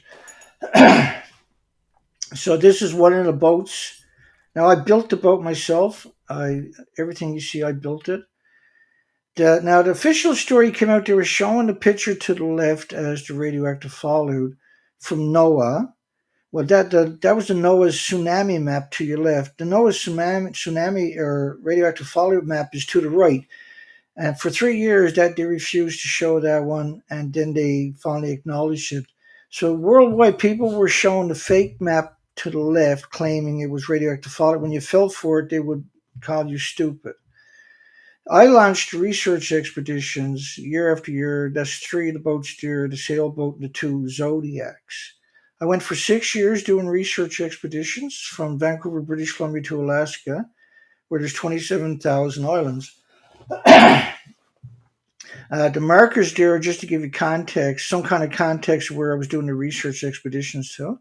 There's 27,000 islands up once you go north, and there's only a couple of little tiny isolated communities that are by ferry boat only. And so I would go in them to get fuel. And the species to your left, there should be around 7,000 species in the tidal zones. These are authentic before and after pictures. We've done this year after year to see if the species came back and to see if any species filled in the prime real estate. What we call prime real estate is the tide zone.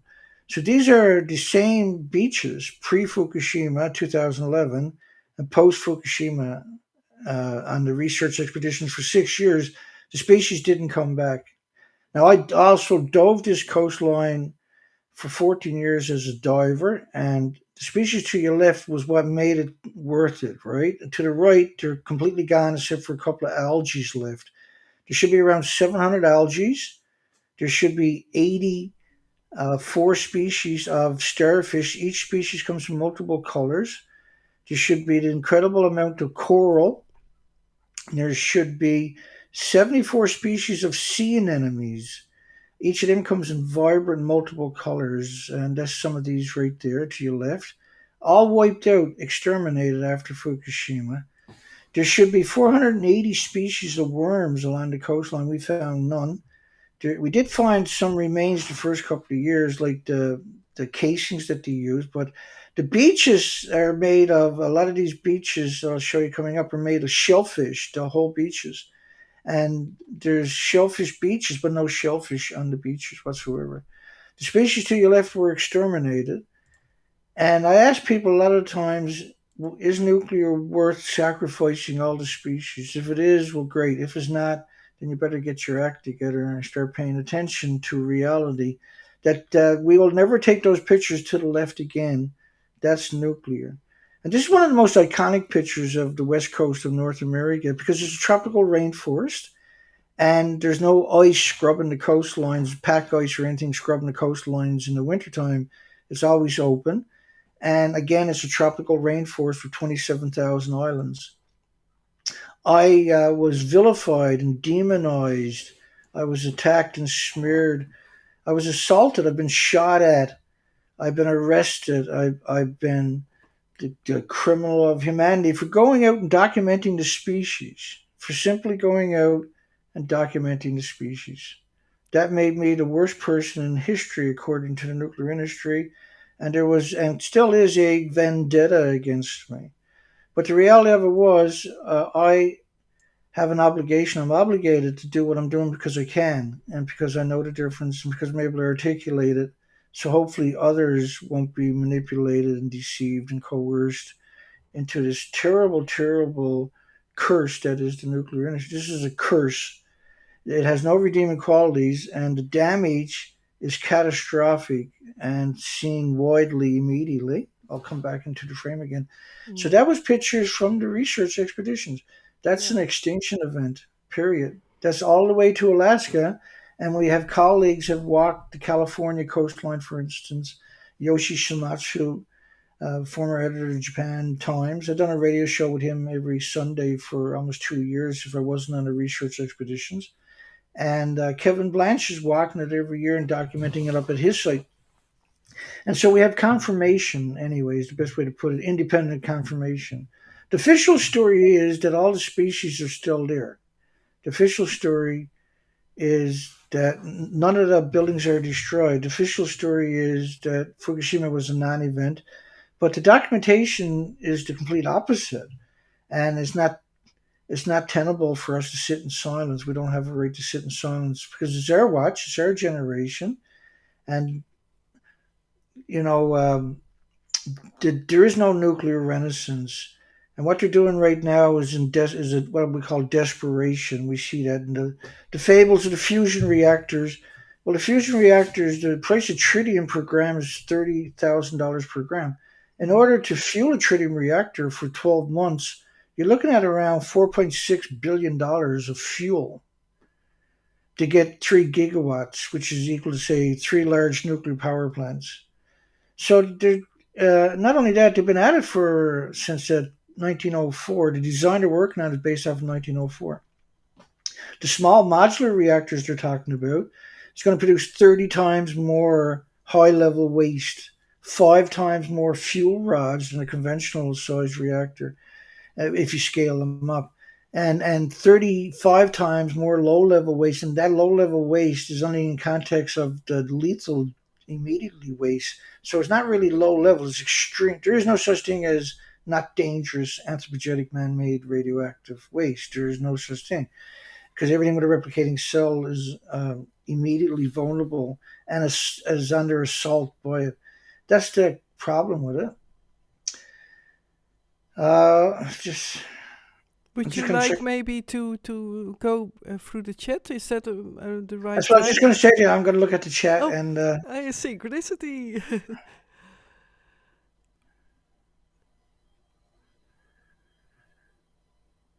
Dana, why do you have the Americanized shop?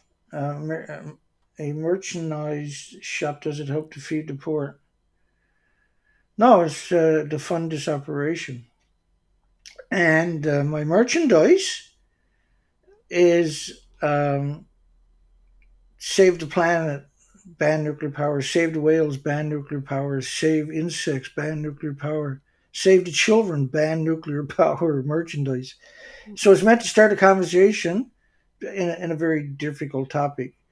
And anybody that watches my show on a short, regular basis become extremely articulated and vehemently anti-nuclear because they understand the urgency of the message. This is, I'm not trying to feed the poor, I'm trying to help the poor by making sure they don't get poisoned with radiation. And they already got enough problems, and destroying their health that way is unconscionable. And Japan is shipping radioactive food they can't sell to the poor. So that was a pretty mean question, all things considered. Yeah, I saw it also come by. And I do want to ask to everyone, please have respect for the guest, for people in the chat. You know, that's yeah, the basics. Roland says there's no need to tell this story. Roland's a pro-nuclear. That's okay, Roland. I saw come by an earlier one from Jos, but go ahead. You're scrolling. You can see now the chat, eh? Also, well, if there's anything I can't translate, you'll obviously. Yeah, then let me know which one is in Dutch. The majority is in English. I saw. Yeah. Roland ran away when the times got tough. Look at that. Again, I also provide my phone number at the beginning of every one of my shows 5 days a week, and people can text me or call me, and we can have a live debate, right? And so that was pretty normal. Dan, do you know how many hospitals use radioactive material? Yeah, well, all of them. And the problem with what they're doing was, one of the big problems was those lead shields you put on people in the hospital. The x-rays machines and the CAT scans will recalibrate to shoot the beam through it. So they're getting 10 to 100 times worse dose by putting these shields on them. And all the medical institutions have been sending out memos to everybody not to use the shields on the victims. And so if a pregnant woman has 2 x-rays, there's a 50% chance the child will come out and won't be able to finish school, or will have incredible health problems with the simple 2 x-rays. And that you can do the same x-rays with lights instead of these deadly harmful radiation.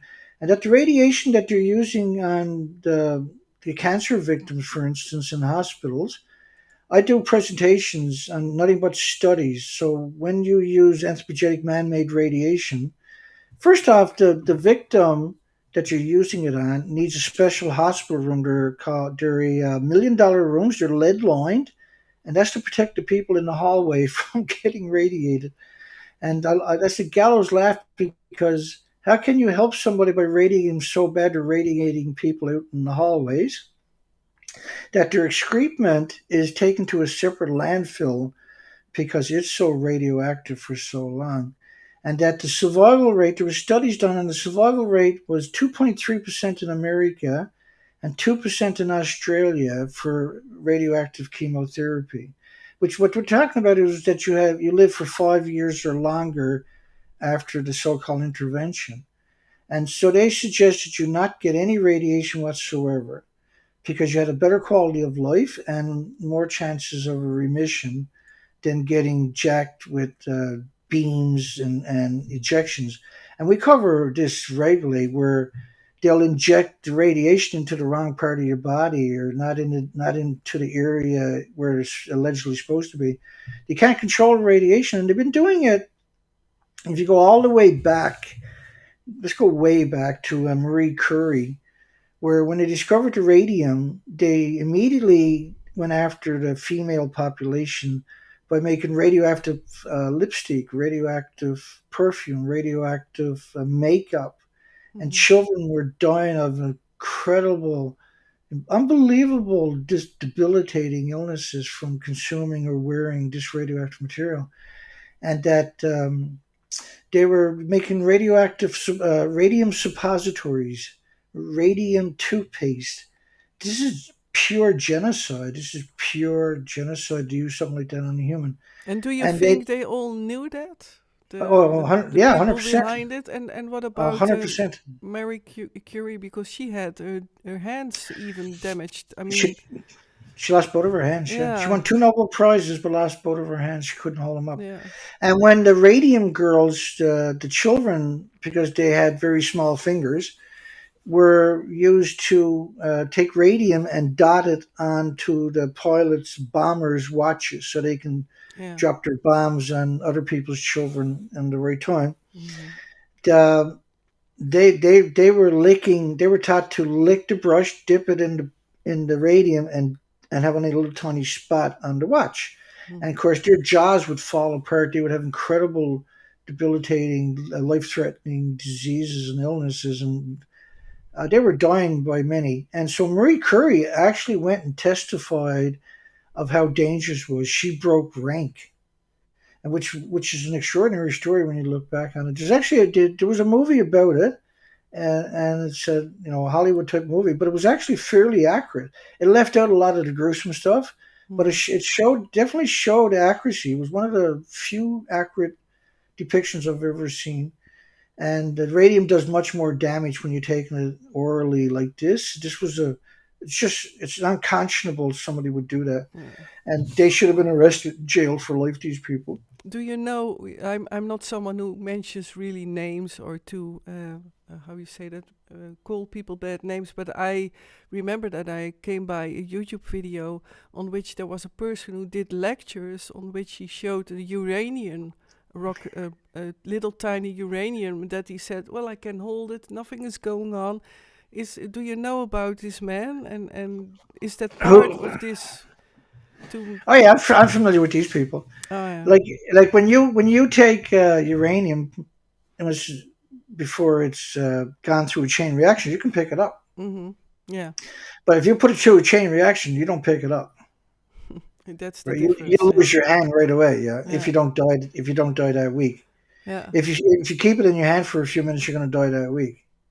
Not only that, there's a visual reaction. If you pick up uranium that went through a chain reaction, first off, it's going to catch fire because to keep it underwater, because when it's interacting with air, the zirconium cladding over around these pellets was the same zirconium that they used to use in the cameras back in the 20s.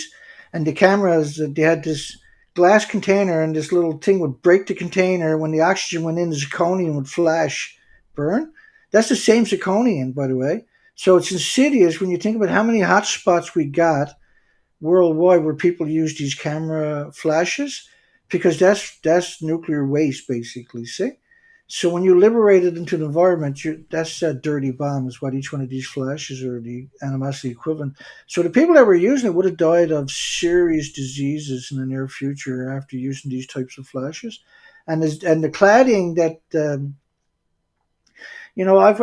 I've seen. The nuclear industry has an endless, and I mean an endless. Like I do a show, as you know, Monique, where most of the time I'm covering the 24-hour news cycle of nuclear.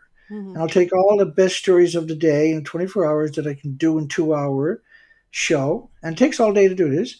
And there are all these journalists. Each story is a different journalist. And we do this every day. And every day you've got 20, 30, 40 journalists. And they're all going to tell you blatant lies about nuclear. Everything's about brainwashing you, manipulating you. I've never seen a single one, I don't think, from the mainstream be honest. And in no shape or form honest either. And it's really something when you see every single journalist is now they don't really I don't think they write the articles. I think the nuclear institutes and lobbying groups are writing the articles, sends it to the media. The journalists who built up an audience on cat videos and whatnot will put their name on it and publish it. And people that like that journalist will come and read it. And that's how they've been doing it now for 80 years. And if you want to put it into context, the Pentagon had come out one day, was talking how they had 29,000 public relation officers alone. And their job is to pick up a phone every day and go out and convince people to be pro-military. So 29,000 lobbyists, if I had 29,000 lobbyists working for me, nuclear obviously wouldn't exist, right? Because they're very influential. They got a big paycheck and they got all the equipment they need and they come with this so-called authority, right? I don't know. And so another thing that was a weird study I came across quite a few years ago was how radio frequencies can interact with the radiation fallout that's in your body and cause it to become way more active. Mm-hmm. So you can be targeted with a certain frequency that if you didn't have radioactive fallout in your body, it wouldn't affect you. But if you did, it could really unbalance you. And if you were a smoker and a drinker, and what that happens there is you're displacing oxygen. If you smoke, you displace oxygen to get drunk. And you become more, how would you put it? You become more unstable where you're not making rational decisions because you have less oxygen. And so the more radiation you got in your body, the more white blood cells you produce and the less oxygen you got again. So you become very unstable like a drunk person. So you expect to see a lot more ear rage because the higher you go, the more pronounced that issue is going to be. And you expect to see a lot more road rage, for instance, in highly radioactive areas or where they're shipping the food from the nuclear wasteland to. Question, is there any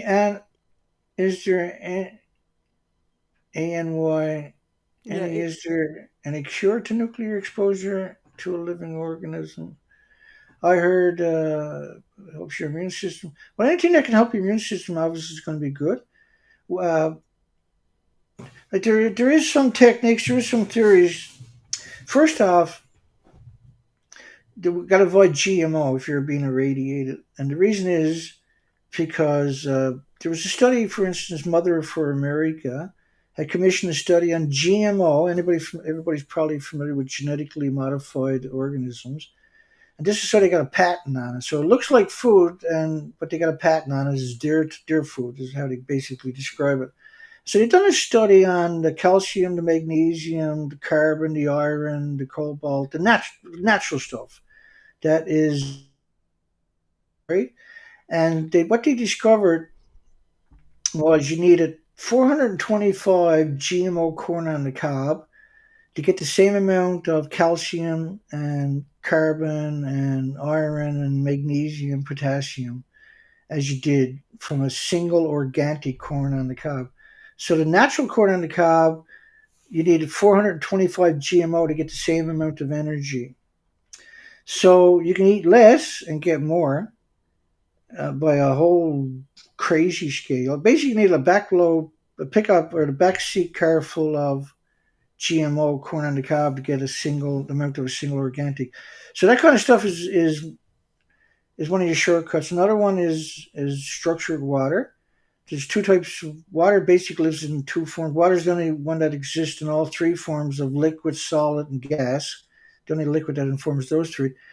And structured water is what your body is designed for.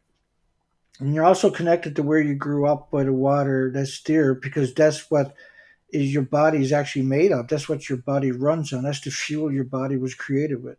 So you're connected to that, not as spiritually, but physically to the water of where you were born. And the organic water, for instance, when you grow plants, they mature 30% sooner. They have 30% more foliage and 30% bigger. So you get an extra crop in every year, basically, right?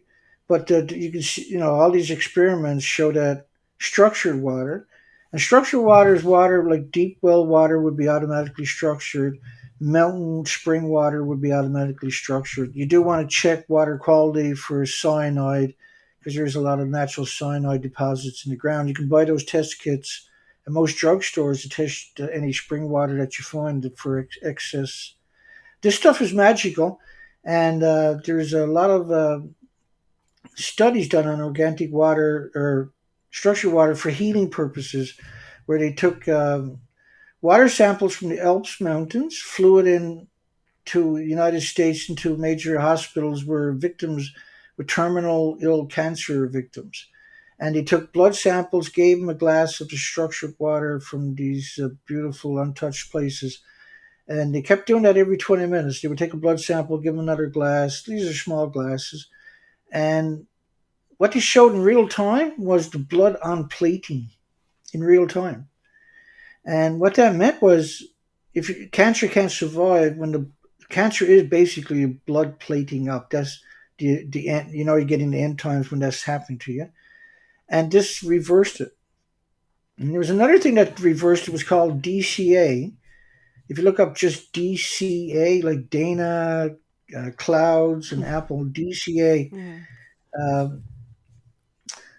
I can't come up with the acronyms anymore because I used to be on the ocean and Now I remember it. DCA. I will never forget. No. yeah, whenever you hear Avon, I always think Alpha Victor Oscar November, Yeah. Yeah. and it drives some people crazy because whenever back in the day Avon was quite popular, and I immediately put up with Alpha Victor Oscar November. Yeah. And it's not. It's just a reflex sometimes because we had a boat was named the little small skiff was named the Avon, and that was had their radio VHF radio was assigned to the small Zodiac, right? And so whenever you're trying to make ship to shore calls, you were always Alpha Victor Oscar November. Mm. Again, that doesn't matter. So Japan is shipping food worldwide, and you want to avoid it. If you can't avoid it, and you've already been consuming, which you have, there's not a lot of ways to protect yourself, unfortunately, because the radiation sequesters your muscles, your organs, and your bones. Mm. There were studies claiming alcohol, because alcohol will dehydrate you, that will help you excrete some radiation. But once it gets in your bones, it starts mutating your stem cells. That's permanent damage. Once it causes lesion to your organs, that's permanent. You can't reverse that kind of stuff. Once it starts you on a path of immune issues, then you're in real trouble. So one of the solutions was to drink healthy water, which is structured water, and so anything that goes through a pipe will become unstructured. Anything with electrolysis will become unstructured. Um, anything with chemicals.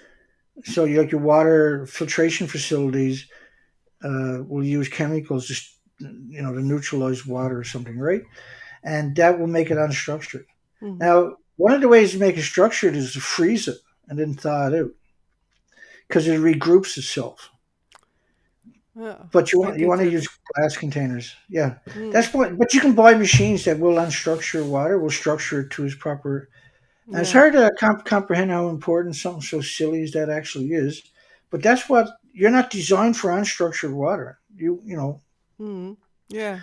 You're designed for structured water, and Exactly. it makes a huge difference to your energy, your health, and everything else. Yeah, you can freeze water and dectachlorate DCA. That's right. They banned it in Canada about 7 years ago without any kind of debate or referendum or anything like that because they didn't want people treating themselves for cancer. And because it's really good, it was really the original studies that came out. Now they came out, there's a lot of propaganda about it, But the original studies of cancer showed it decreased all tumors by 70% in the first 3 weeks. And that includes hard tumors. So if your tumor was pressing on your organs, which means you need serious surgical intervention immediately, because there's all this pressure on your organs, that's when you finally got diagnosed, you had these issues and it was a tumor on your brainstem or maybe something like that. The DCA could just drink in it in water because it's just a mineral. It's completely benign. You can drink the whole bottle. It can't hurt you, but you can't absorb the whole bottle at the one time. You can only absorb so much each day. And so you just take a small amount, like a big dose. I was taking 2 grams a day, 1 gram in the morning with water, 1 gram in the evening with water.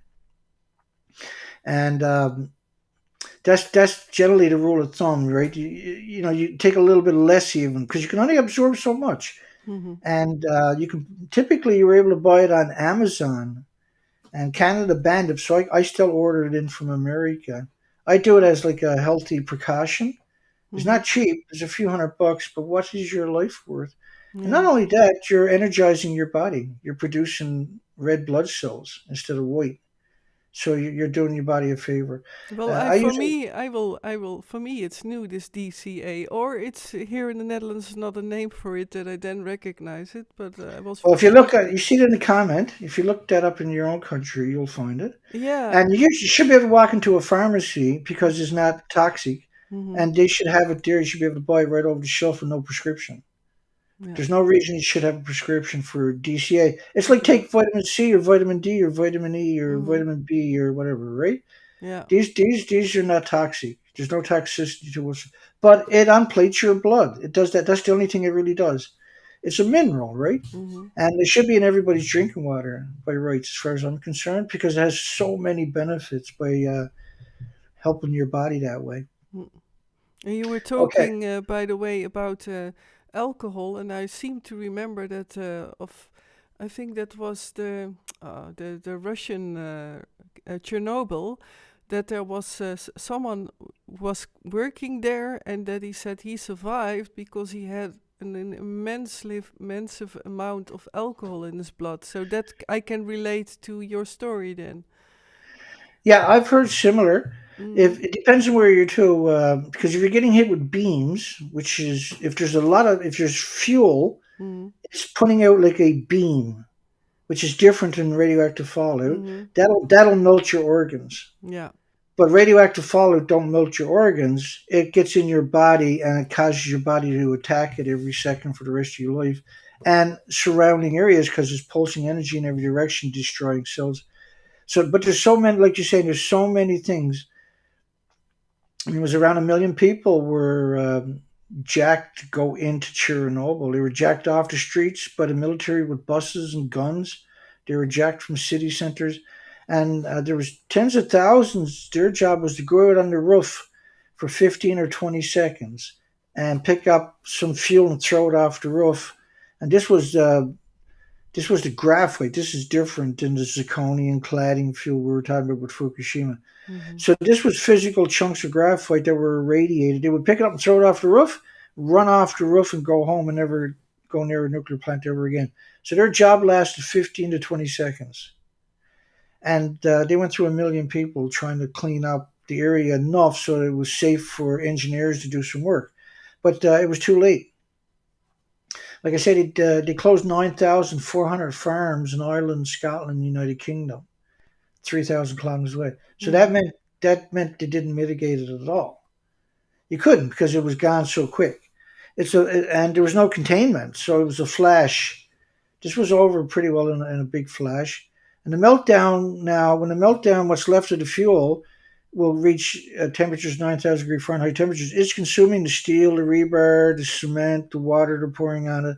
At these temperatures, it'll atomize and aerosol it and ionize and radiate those elements, and you have these radioactive steel particles, radioactive cement particles that are just as deadly as uranium and plutonium. And the biggest byproduct of radiated fuel rods is the curium isotopes. This is what we call the reactor meltdown of curium. And the curium killed all the beagle dogs and beagle puppies in the research. And it killed them with multiple tumors in the liver, tumors in the lungs and tumors in the bones. Mm. And usually they died of the tumors in the bones, the majority of them, and which meant uh, a very painful death, right? Because it's in the bones, you can't give them painkillers, you can't chop it out or something per se, right? And you're mutating the stem cells before it gets to that point. So it's a hellish shit thing to do. Is release this on our planet. Now they knew about this way back in the day in the 40s and 50s. They dumped so much into the Tetra River in the Soviet Union. They had dumped so much into the Tetra River. There's around 7,000 little tiny communities of 10 and 20 people had to be abandoned along the Tetra River. 7,500 communities. And then years later, they were still evacuating communities, trying to get people to stay out of these areas. But I mean, you contaminated, the birth issues throughout all of Europe. I do presentations on it a lot of times. If you watch, I done a show last year on what Chernobyl didn't, or what Netflix didn't tell you about Chernobyl, and I put 900 studies in that presentation. Just 900, 900.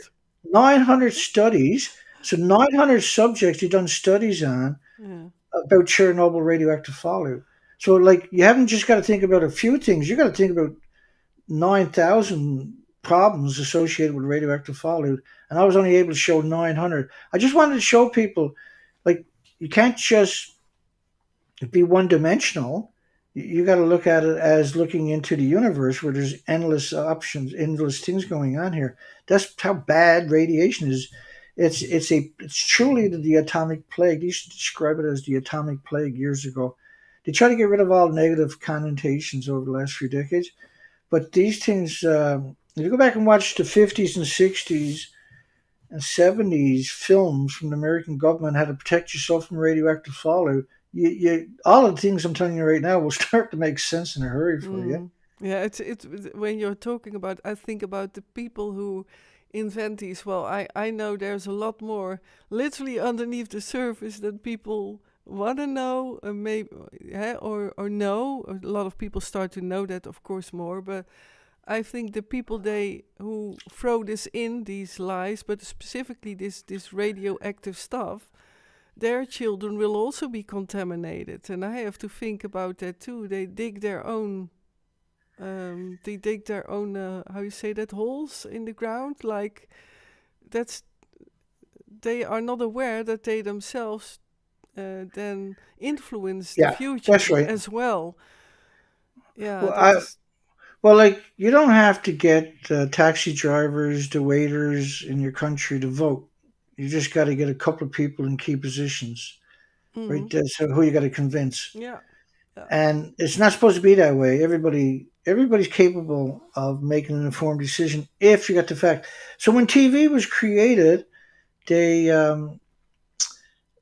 if you were a leaning left political party and you were on for 2 hours, a right leaning party had to come on immediately after for 2 hours also, Yeah. because it was such a influential weapon. It was a weapon, and then Mm, the frequency of the TV was set as the exact frequency of the brain of a child, so that you yell at a child, "Come on, it's supper time," or "You got to go to school," and the mm, TV's on. The child can't don't hear you. mm. The child is caught up in this frequency. He's living literally in a cartoon. It captures the brain, and so the child still loves mom and dad. It's just the child can't hear mom and dad, Yeah, so but mom and dad will start yelling at the child, right? exactly, And this trends, and this why more and more also nowadays generations. I really see it. It's not that I'm 50 plus years old and I'm thinking of like the past is better. No, I'm not saying that, but I do see it that more and more children, specifically this generation, is hardly playing outside. Is only in these screens. That's the same. All watching these screens. That's also the kind of trends. That. yeah, like TV was banned in Australia until after 4 years of age because it was so bad on their developing. Their eyes are fully developed when they're born, right? And it Mm. was so bad on their eyes as the rest of the brain has grown around it. They banned it. It was considered and still is considered child abuse at a 4 year under 4 years of age. But if you go out there right now to any park on a sunny day, and you see all kinds of 4-year-olds with the cell phone in their hand Exactly. as a distraction. It's Yeah. horrifying. Yeah, Yeah. horrifying. I got a comment there. I'll respond to. Is the DCA typically used medically, cosmetically? Um, no, for soft corns, ingrown nails, cysts, warts. Now you can take DCA and use it on warts. It's caustic. You got to mix it with water if you're getting pure DCA. The stuff you can also buy what's known as salted, where it's like 99%, so it's not as caustic, and it's in pills. But raw DCA, which is it's a mineral, you would mix it with a little tiny bit of water, and then you would drink it down. But I've never heard of it for removing ingrown nails or tattoos. But it can be used on some lumps on your body, like warts or cysts or even tumors, if you apply it like with a Q-tip.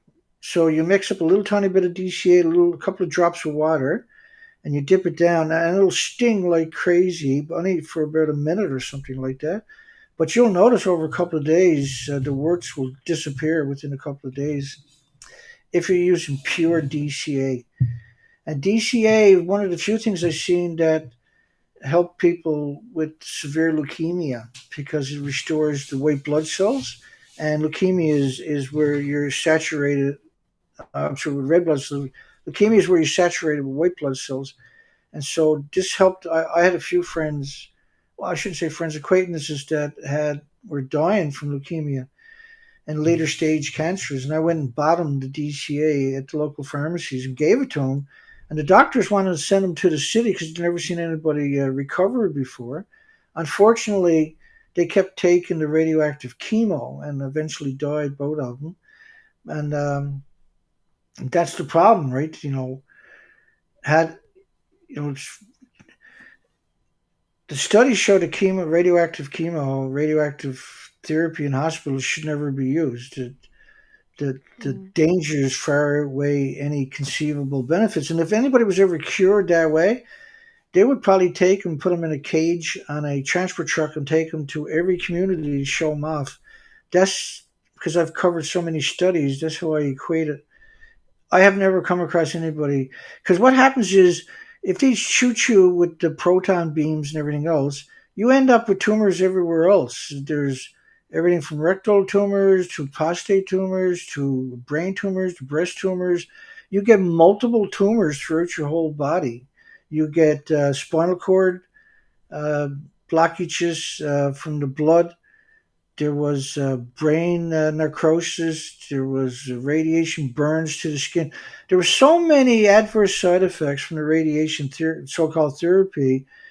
Using the word therapy could easily, you can charge them in court and probably beat them because there's no such thing as a therapy with this stuff.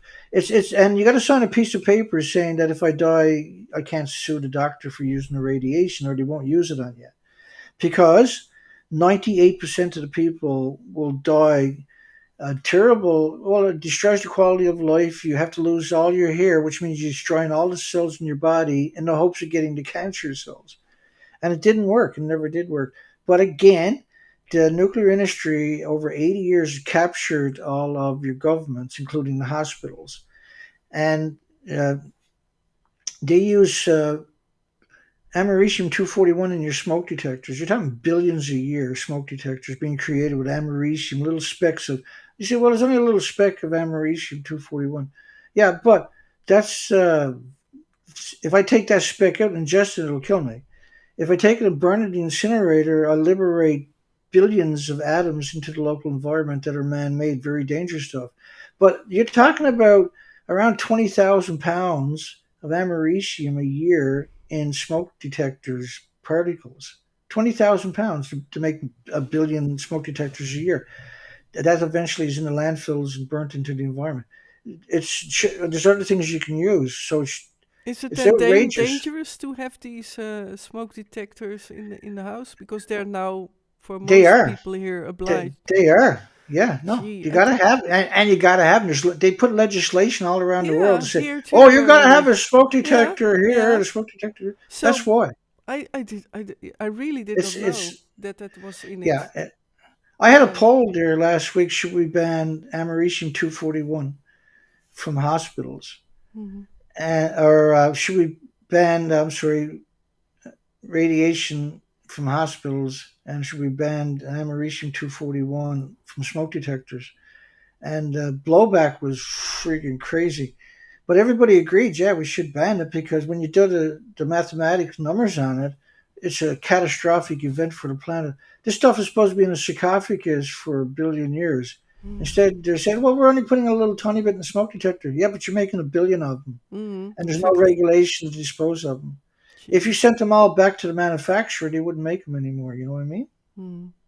Yeah, I get it. And you're not insured in your house if you don't have a smoke detector. Um, and like a lot of people associate radiation with cancer, but there's heart problems, liver, lung, respiratory, pituitary, thyroid, adrenaline, Alzheimer's, dementia, autism, diabetes, Down syndrome, schizophrenia. There's 1,800 diseases, so it's not just cancer. And Hmm. even I get caught up in the cancer. Um, and so I have a lot of testimonies from the victims talking about there's a cure. There's DCA was one of them that I know. It reduced all tumors by 70% in the first 3 weeks. Try wrapping your mind around that statement with no adverse side effects whatsoever. Mm. It doesn't interfere with any other medication. It's just a mineral. So it's like eating a chocolate bar is infinitely worse than the same of the DCA. Waste streets in the Netherlands, we have disposed them to the chemical part of the so-called. I'm not sure what Wait, Barry's wait. trying to say. I don't understand. Waste streets. He Yeah, just correct. Waste this streets. thing. Yeah, those are. We have Waste. disposal. Okay, Disposal. gotcha. Uh, Disposal Oh, smoke units. detectors. He's talking about smoke detectors. I think Thank you, he. Barry. Yeah, great stuff. Yeah, so then that which is good, at least you're not throwing it in the local landfills where it's Yeah, being exactly. incinerated, right? We have Yeah, specific appreciate it. A little containers confused. in which you can then put these. That's true. You have these, but I did not know that it had that stuff in it. So, oh well, Yeah, well, that's I'm good. At least shocked. they're like I know your country is pretty good. They were anti-nuclear for quite a while, but now Hmm. apparently the pro-nuclear is in positions of authority. This administration you have now is pro-nuclear. They're planning on Mm. expanding nuclear power in your country, and the desperation of that was, I'm assuming anyway, was because the world. So renewable energy from 2020 to 2026 was supposed to be around 4,800 gigawatts. That's like 4,800 large nuclear reactors coming online in 6 years. Except this is renewable. And now renewable has been denied its place in the world because there's many storage solutions for renewables. But most renewables don't have a storage solution. They're dependent on the sun or dependent on the wind. And that was on purpose. And Canada closed 750 wind and solar farms last year. Now there was $4.6 billion allocated for storage for renewables. And instead the money was given, the farms and the wind and solar farms were closed. And the money for storage was given to Bruce Nuclear Power Plant here in Canada. And what are they going to do with the $4.6 billion? They're going to build storage for nuclear. Nuclear doesn't need storage. So if they had done that for the renewables, renewable would have been proof of concept, right? There is many storage solutions out there. One of them is compressed air storage, where you dig big mine shafts and you just compress low 120 psi down in these mine shafts. These are brilliant, by the way. And they have windmills. That's all they do is compress air. So you got a bunch of windmills, two or three of them only compress air. The rest are getting your power. So when the wind's not blowing, you got all this storage. But another one is what they call water batteries, where you have two ponds, artificial ponds, or artificial holding areas. So you create two artificial holding areas, one above the other. And with excess renewables, you pump water from below up to the artificial pond at the top. And when you haven't got wind or solar available, water flows down. So you got a week or two storage ready to go. Now, if you use both of those, but there was also rocks. You can heat rocks up to 3,000 degree Fahrenheit temperatures, and they will stay there in the right environment for weeks, hold that temperature, which can be harvested as energy easily because of how technology have changed over the last few decades. And so, but now, and I do this almost every day. You'll have the media is claiming that, well, wind and solar is good, but what are you going to do when the wind's not blowing, the sun's not showing? It's a garbage can. It was done on purpose so they can say that and blow the doors off any kind of renaissance. But what's happening is between 2020 and 2026 is 4,800 gigawatts. So in 2020, it was 260 gigawatts of renewables came online in 12 months. That's equal to 300 nuclear plants coming online in 12 months, large ones. In 2021 was 290 gigawatts. That's equal to 333 large nuclear plants coming online in 12 months. And so in 2 years, you had more energy and renewables coming online than 80 years of nuclear power plants online. And this year, they're expecting it to be 430 gigawatts, which is stunning in just 12-month period. So there's a revolution, despite the artificial inflation by the staged, the false flag of Ukraine and Russia, right? I call Russia and Ukraine a false flag, a staged war, because there was 59 other wars going on at the same time no one gave a shit about. So why did the whole world have to sacrifice in order for Ukraine? Because, when Ukraine originally happened, the patriotism in most countries was you had Girl Scouts out on the streets selling cookies to raise money to give to Zelensky in Ukraine so he can buy weapons from the weapons manufacturing. You had people, doing fundraisers to raise money to buy weapons so Ukraine can fight off the big bad Russia, who's always been the boogeyman, and likewise back and forth, right? So you got to have a boogeyman, and everybody buys their weapons from the same producer. So as long as you got a war, that's a double win for the weapons producer. That's the purpose, to create wars, and but that this specifically was highlighted. Yeah, there's a reason behind it. Yeah. Well, most of these war machines are on the stock market, and you can't make a profit without a war. So people start selling their stocks, and so they'll have a little doldrum where there's not a lot of war going on for a while, so they can buy back all their shares cheap for the for the weapons manufacturer, and then they have a war. And if you look at the Vietnam War, the Gulf of Tonkin, they admit now that didn't happen. If you go all the way back through the wars, you look at, they've done exactly the things they said they would do in order to start a war, all the way back to the... Yeah. What by the way, now we're talking about that, you for sure heard about China, that that a lot of firms are running away from China and it's collapsing there. Do you think it's part of that too? China's gone surveillance crazy. So China's sectioned off most of China.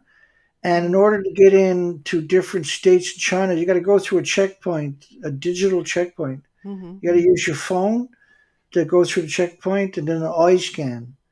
So and you got surveillance cameras that makes Britain look like innocent schoolyard bullies. And Britain's pretty rough, right, with the surveillance cameras. China's got total dictatorship with a single party for so many administrations now. Yeah. And so I come to talk to everybody about the nuclear, and I kind of got off track a little bit. Yeah, it works together. Okay. It happens. Okay. It's a bit of fun. We're just going to keep checking for a few more questions. Yeah, of course. And people, if you have a question, you can put it in the chat. And also, that's just a bit practical, because on some of the chat, what you see, Dana, I think you see the chat of... I just got the one chat. You got a bunch of shows. Go ahead. On Restream, but there are more chats.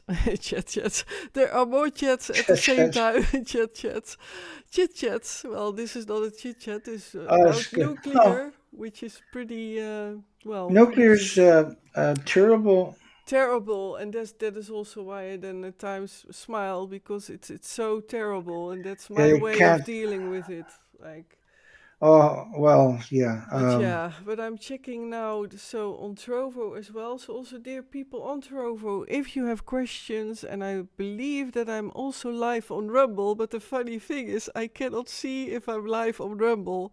So if people have questions there, yeah, maybe there is someone who can maybe then detect that question. I don't know the solution for that. And on YouTube. But go ahead, Dana. I will check then a bit on the channels, and then Okay, I got another set of stories. Headlines are just going to run through of illnesses from radiation, so people can kind of wrap their mind around the problem a bit easier. I'm assuming. I'm going to share the screen, yeah, of course, unless go ahead. unless you got something you want to throw out there. We're now sharing the screen. Let's just throw this up there. There's not that many headlines.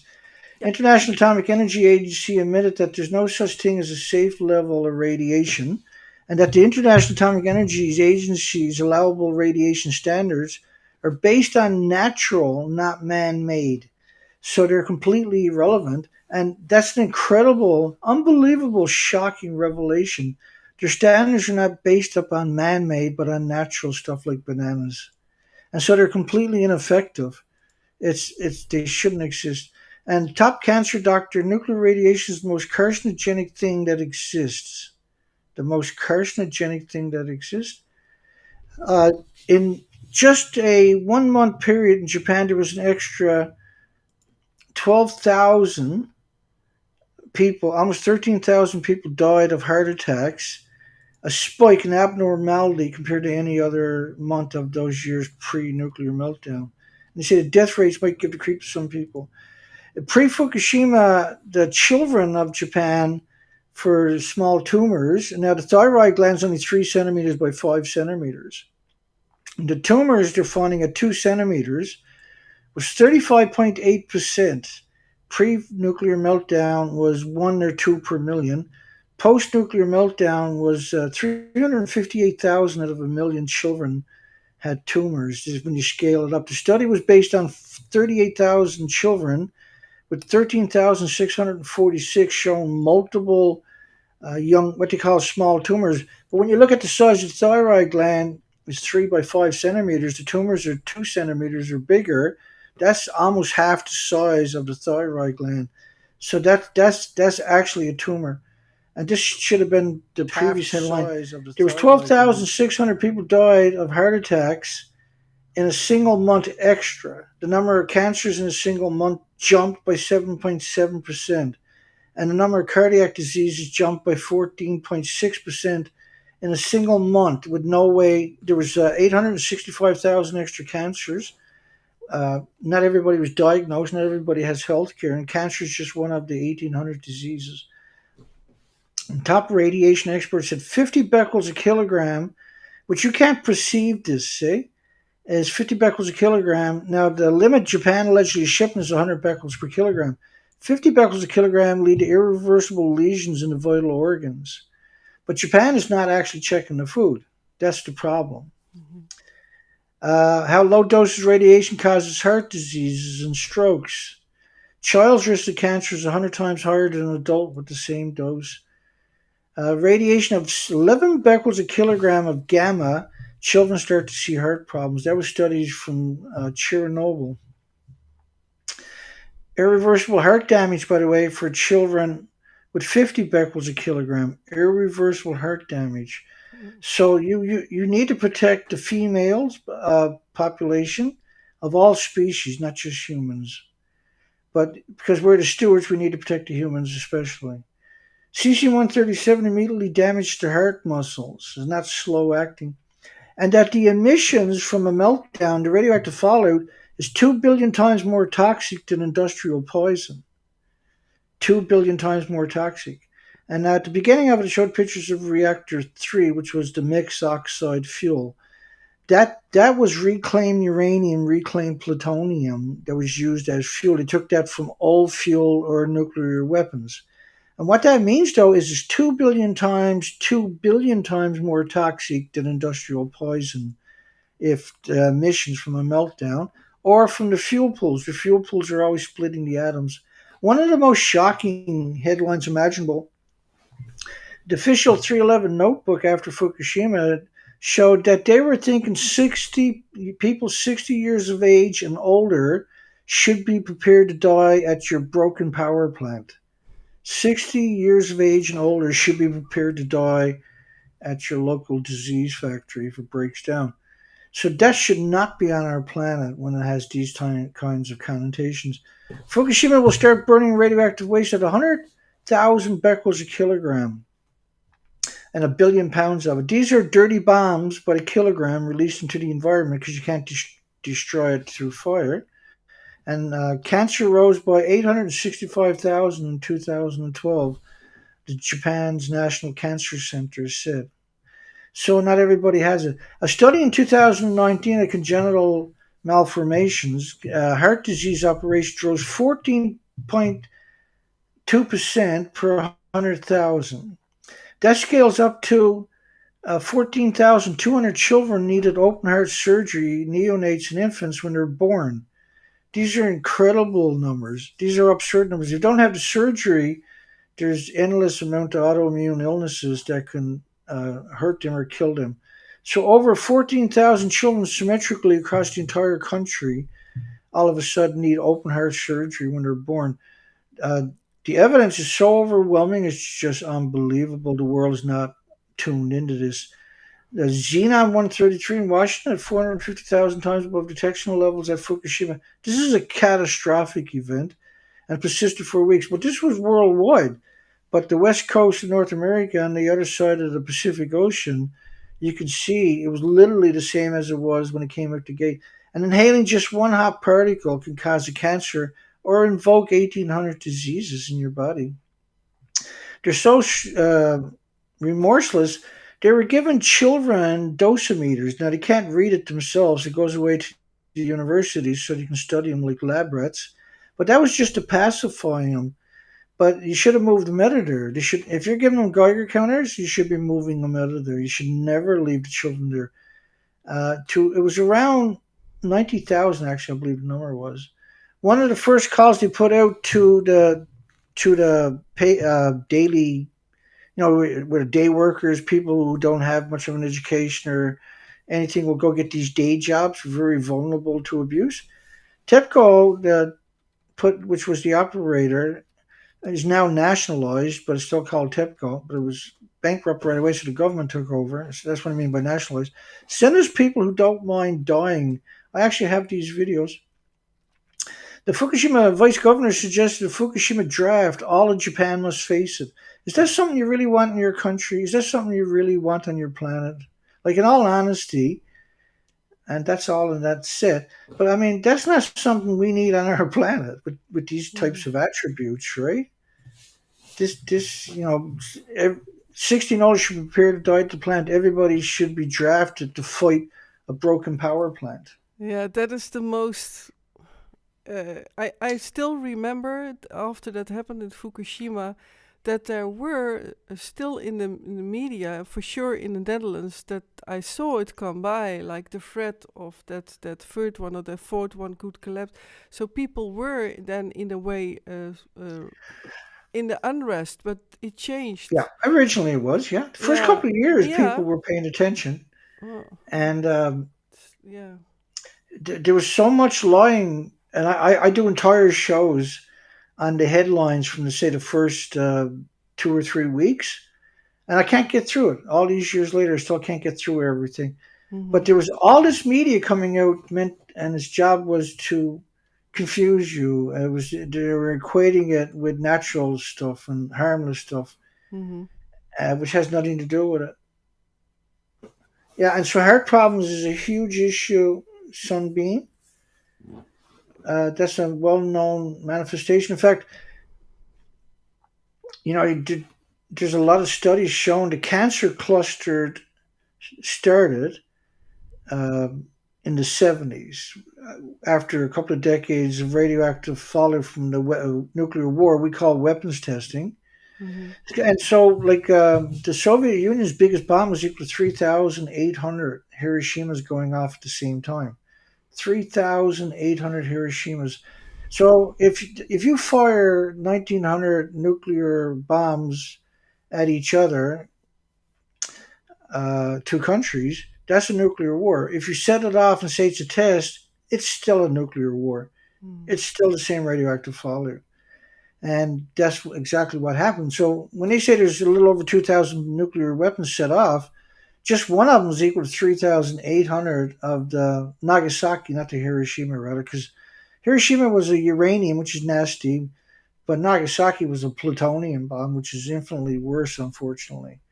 And literally every nuclear weapon since Hiroshima was a plutonium bomb, a plutonium trigger, where you take a large chunk of plutonium, which is from the breeder reactors. That's all man-made. It doesn't exist. So when I say man-made, it's not from the solar system.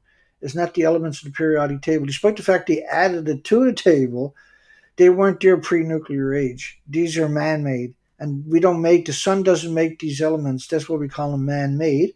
And that's why we have terrorist laws, is because they're man-made and your body doesn't have a trigger that will try to defend against it. It just attacks it relentlessly, hopelessly with white blood cells. And that causes a whole lot of issues for the victims, the insects, the birds, the mammals, the animals, the humans, etc., right? Mm. We got a question for somebody interesting. I started to have small heart problems after Chernobyl meltdown. Never put those two together. Problem is I have extra loops on my heart and nerves that makes my heart rhythm be doubled to the speed it feels like. I have good medication from it, from plants. And another thing about the radioactive after Chernobyl, I got a bunch of studies questioning how can we use plants to make medicine when they're all radioactive. So you're giving people radioactive medicine, radioactive vitamins, radioactive herbs, so to speak, right? So there's a lot, and this is real. This is not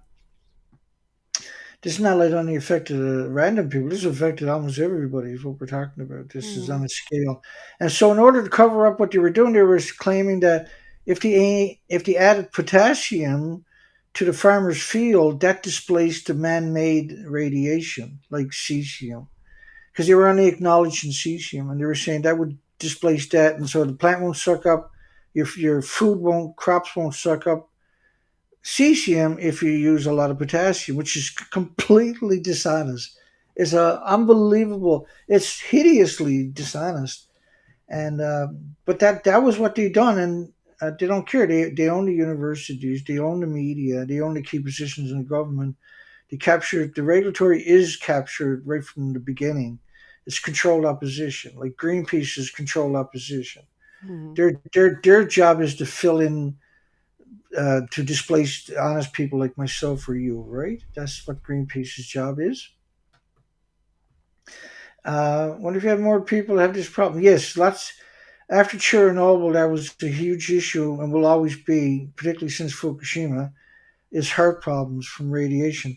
And again, I showed a little headline earlier where death by heart attacks was terrifying. The numbers we were seeing. There was one street in Fukushima City, 70 kilometers away from the meltdowns. In the first year, by 2012, 7 people dropped dead on that street. Just randomly dropped dead. We get cancer cluster, people dropping dead here in clusters, 4 and 5 people in just like a week or so, just randomly drop dead. And we've never seen nothing like that pre-Fukushima anywhere on the entire planet. Now it's like normal since post-Fukushima. Thank you, Sunbeam. Well, has anybody got any questions they want to throw out there? I did not see any other questions, and Barry was. Thank you, by the way, Barry, for being on all these platforms. It's so great. Yes, thank you, Barry.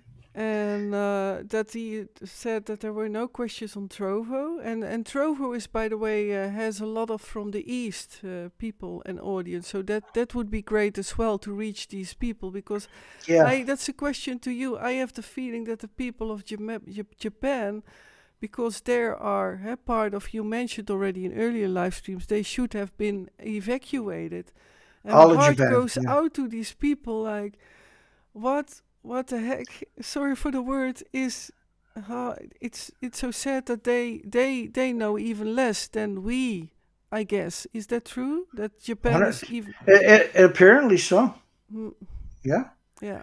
Well, the first couple of years was fierce, um, fierce opposition, but it's very hard for people. They got to make a living. They got kids to raise. They got expenses. They got commitments. It feels kind of hopeless. They're going off a lot of flawed information. They're being spoon fed propaganda prodigiously, constantly in every venue that they got.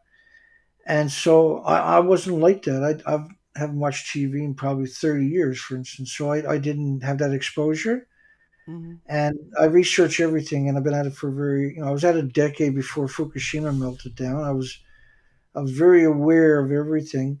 But we didn't really have a lot of information at the time available on nuclear meltdowns. Mm-hmm. And so originally there was this gap, and the people that were going to fill up the gap were the industry itself. And so they put an incredible, absurd amount of misinformation. And so one of the first things I done was I challenged Harvard University's presentations on Fukushima, Yale, Stanford, Oxford, MIT, and all the major shakers and movers. And I dissected their entire presentation, and you couldn't keep up with the lies they were telling. And these were the experts. Mm-hmm. And it was brutal lies, and the questions from the audiences were very seeded questions. They were leading questions meant to lead you away from the actual documentation. And so that was really, to me, that was a horrifying moment because these were the biggest institutions. You should be able to find somebody there that's honest. And we did get a few. They got to give you some tidbits in order to keep you interested, right? Mm-hmm. But the propaganda was wow. I'm going to challenge all of them again because I collected all that stuff. I'm actually going to go after all of these people, academics. These are the best of the best institutions. I'm going to go after them again with presentations and dissect their videos in retrospective, years and years, 12 years later. Mm-hmm. And I'm hoping to do that sometime this year. I will get it through at some point. And But how do you do I had a that lot of plans. practically then? Sorry, is it then literally that you then walk into a lecture, or how should I see that? How do I challenge it? No, Yeah, no. Well, I'm curious. what they done was they had lectures in the first month after Fukushima at the Mm-hmm. major institutions. And so it's already done. And so they put those videos up on their websites. And they got their names, they got all the speakers, they got the moderators, everybody's there. So I'll tag all of them. I'll play the video and we'll stop the video. We'll provide the supporting documentation to show the lie.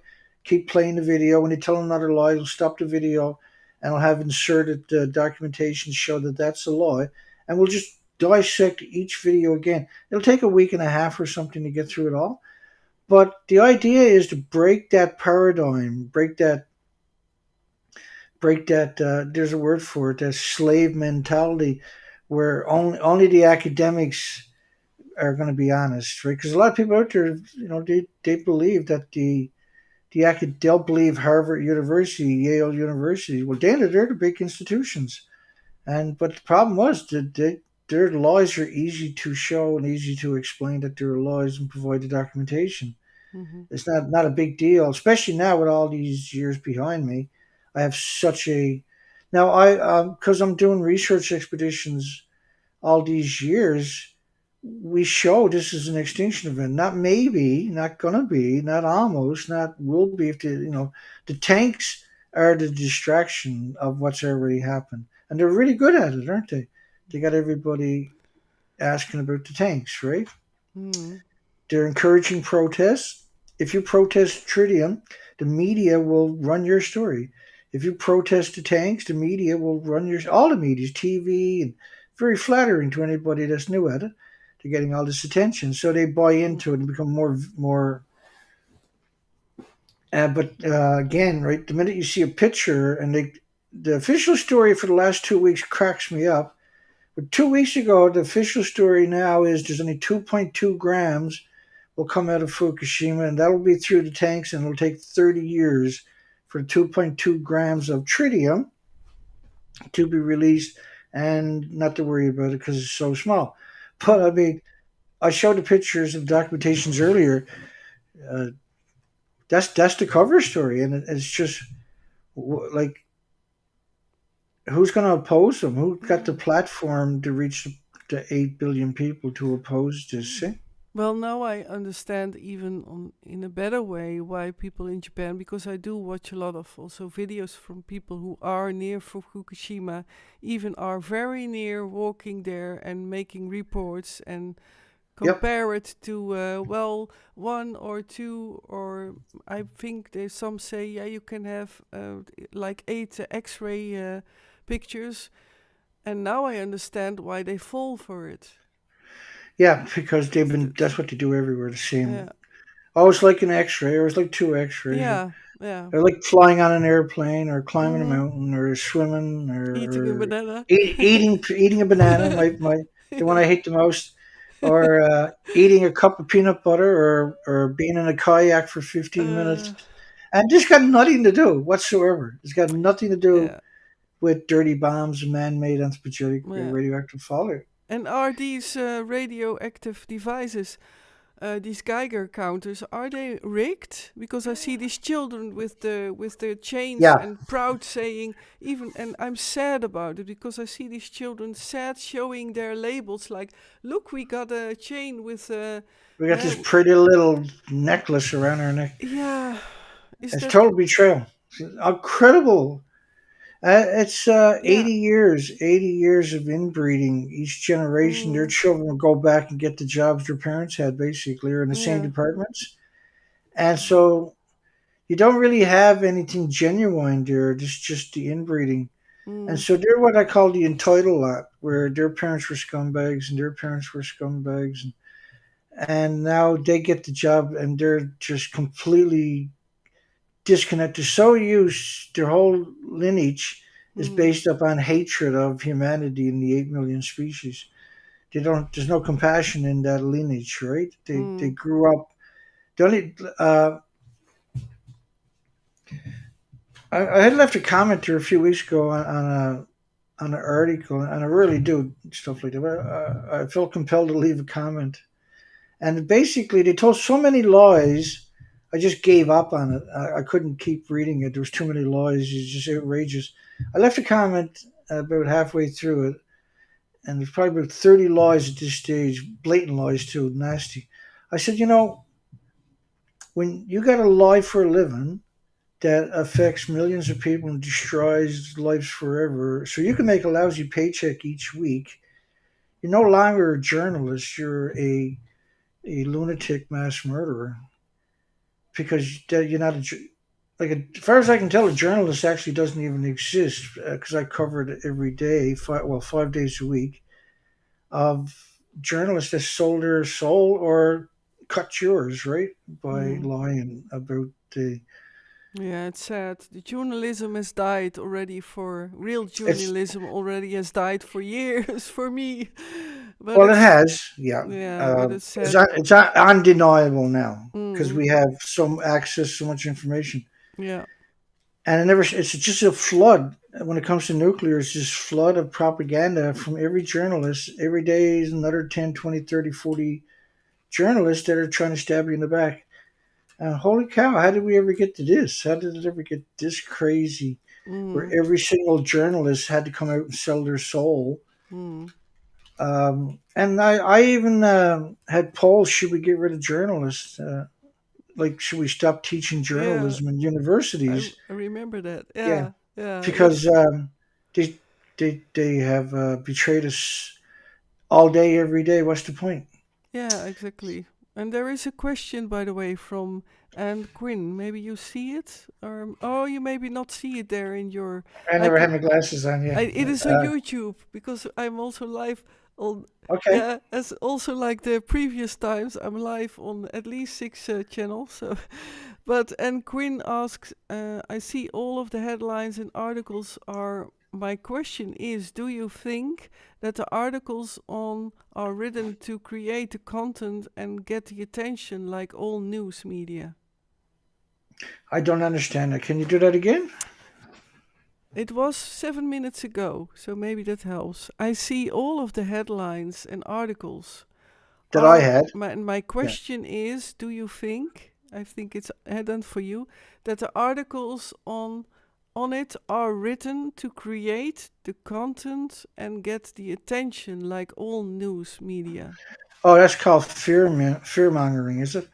No, no. These are each one of those headlines that I'm shown were aggregated, and they were basically 6 or 7 or 8 or 9 stories on this subject, and the headlines were basically the shocking parts of the story, and because this was descending voices, this wasn't paparazzi type, getting trying to get a salacious picture to draw in a click audience, right?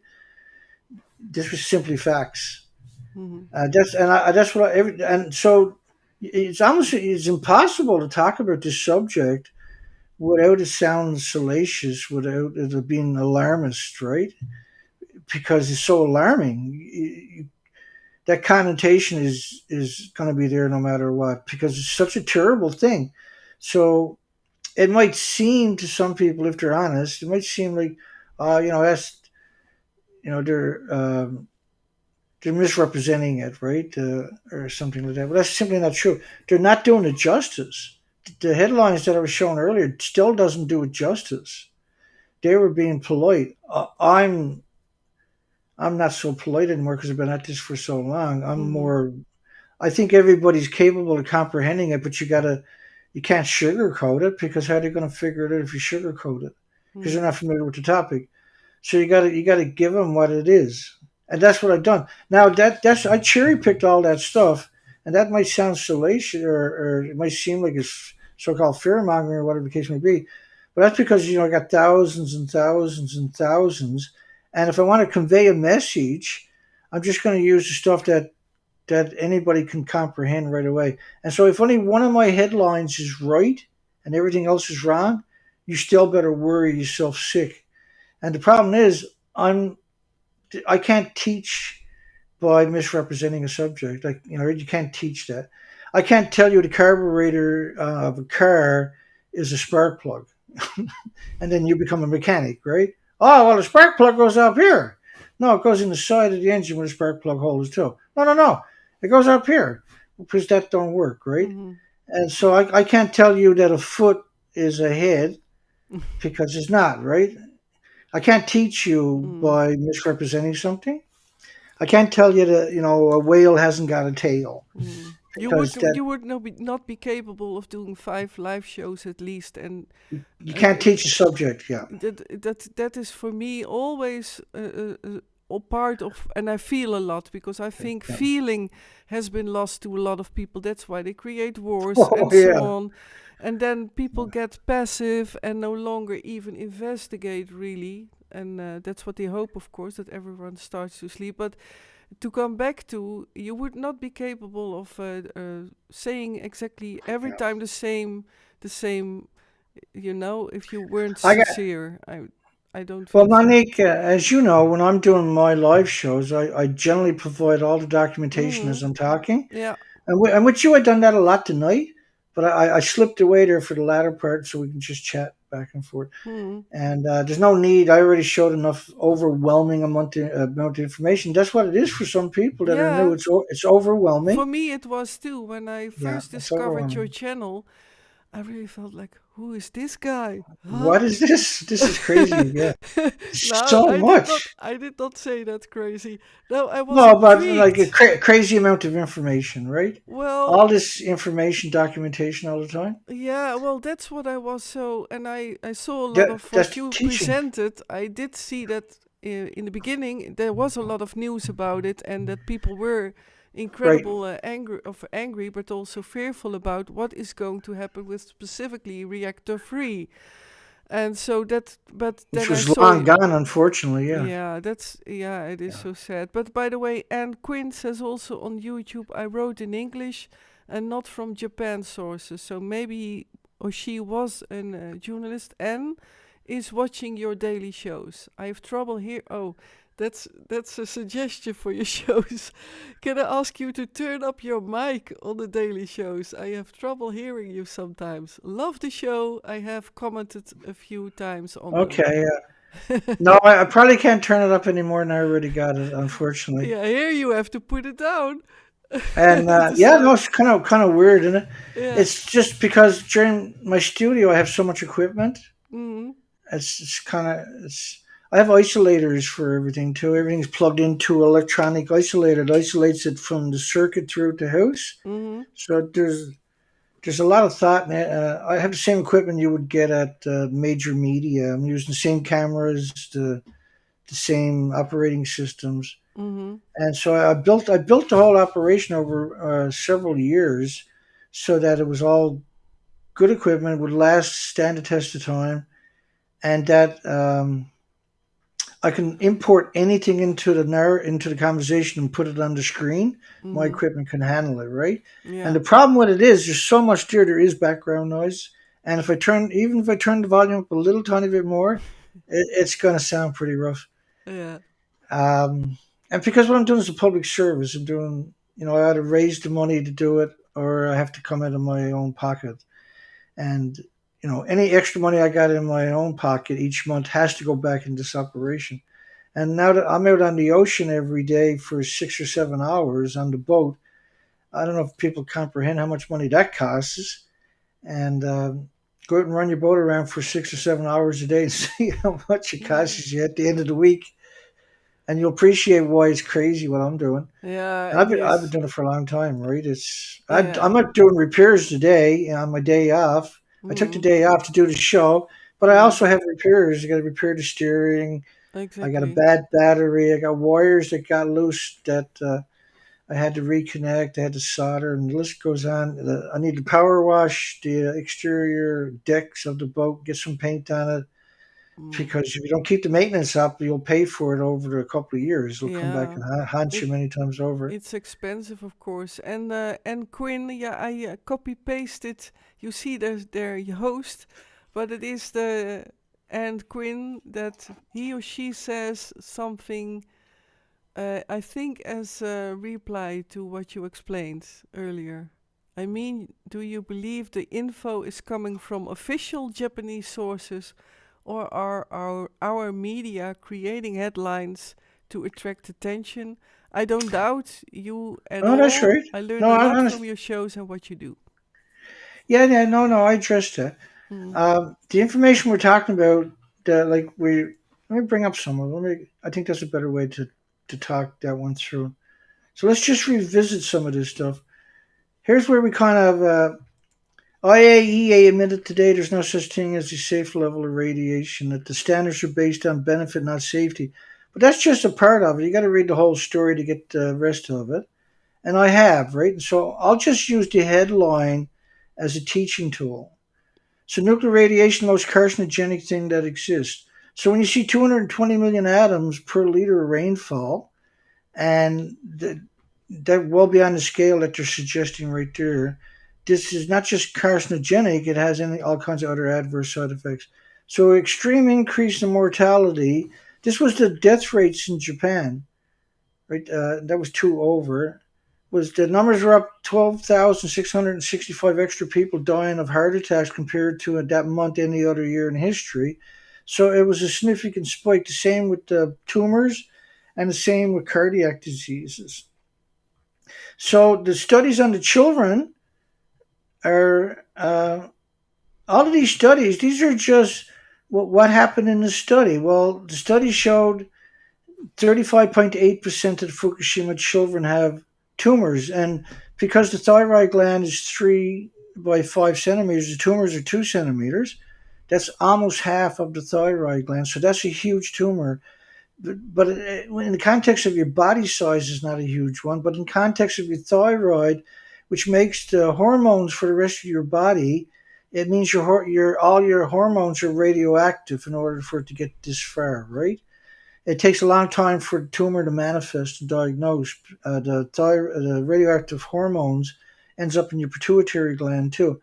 So 35.8% when you scale it up is 358,000 out of a million, and you better scale it up because everybody was equally radioactive. So at 50 becquerels a kilogram, humans lead to irreversible lesions in the vital organs. These are self-explanatory.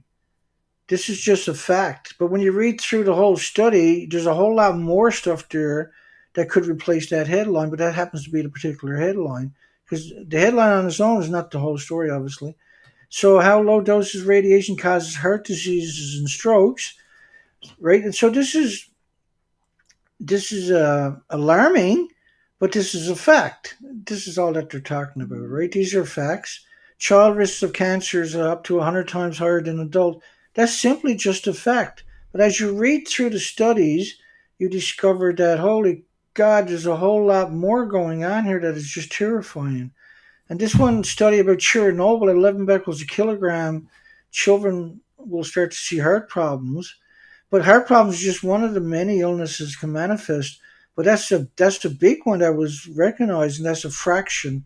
And that the limits out of Japan they claim is 100 becquerels a kilogram, but they're only acknowledging cesium. You can't exclude uranium, plutonium, americium, neptunium, strontium, and 1,000 other fission products. You can't exclude that's going to be there too. So when you know you're going to have this damage from just cesium, you might as well multiply it by around 600, as some of the famous people have acknowledged over the years. And so, yeah, if you're not familiar with it, this will definitely seem salacious and even alarmist. But these are simply facts. That's why I chose them because you see, it's not just one problem, there's all kinds of bizarre problems. So when you see 2 billion times more toxic than industrial poison, that quantifies all the other assertions that I'm making for you, right? I didn't put it up on the screen, did I? I'm a bird. Dana, No, oh my no, you God. did not. But But I did not but that's notice okay. it either. But yeah, you No, read it. because we already showed it just a few minutes ago. Those same headlines. I just repeated them for you and Yeah. asked you a simple question: if it's 2 billion times more toxic than industrial poison, well, what does that mean? So, how dangerous is industrial poison? Well, if you can imagine that on your own, try imagining it 2 billion times more toxic, and then you can comprehend why the headlines might sound salacious. Is because it is. Because this is a very now think of a shellfish, which is a filter feeder. So, what's safer to eat, a radioactive codfish or a radioactive shellfish? Well, a shellfish will bioaccumulate 125,000 times more radiation than the codfish, but the codfish will bioaccumulate a stunning amount of radiation. But the shellfish is 125,000 times more than the brutal codfish was.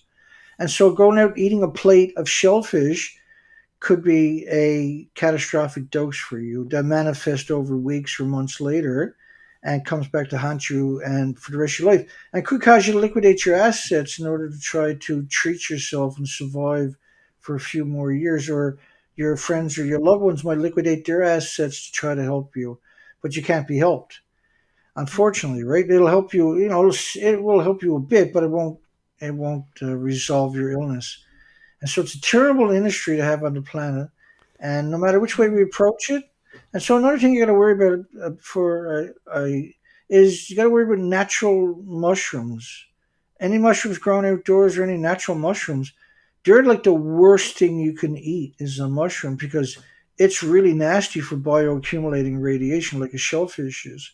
And this is And everywhere. That counts for the whole world, or worldwide, yeah. worldwide, because that is, I think, important that it's worldwide. I In your won't touch a opinion, mushroom. I won't no? touch a mushroom. No. So you eat actually very limited. Then you have your own diet No, to. well, no. There's some stuff I won't eat. Like a mushroom, I'm not going to eat for Okay. starters. Mhm. I'm not.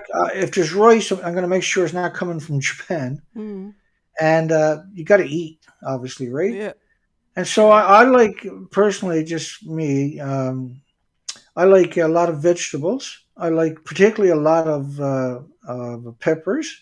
I like celery at the same time. Mhm. And if I'm cooking anything up, that's typically what I'm cooking is, and I won't cook it very much because you don't want to destroy the proteins and the nutrients of it. Mhm. So I'll cook it a little bit and heat it up that way and have it with a bit of rice, stir it up with some rice.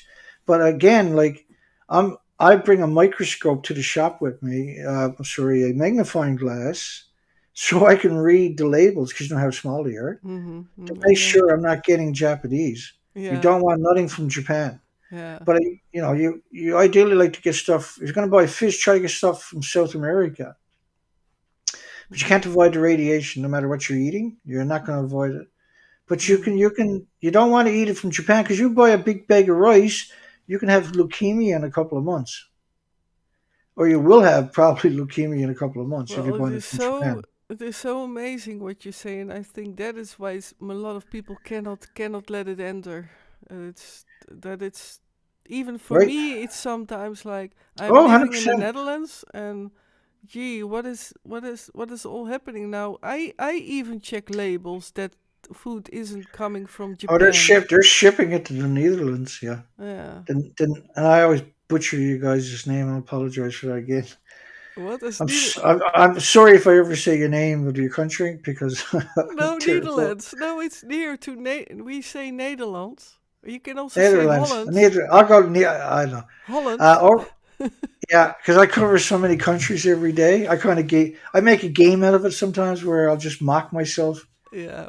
Yeah. and I just kind of push my way through it.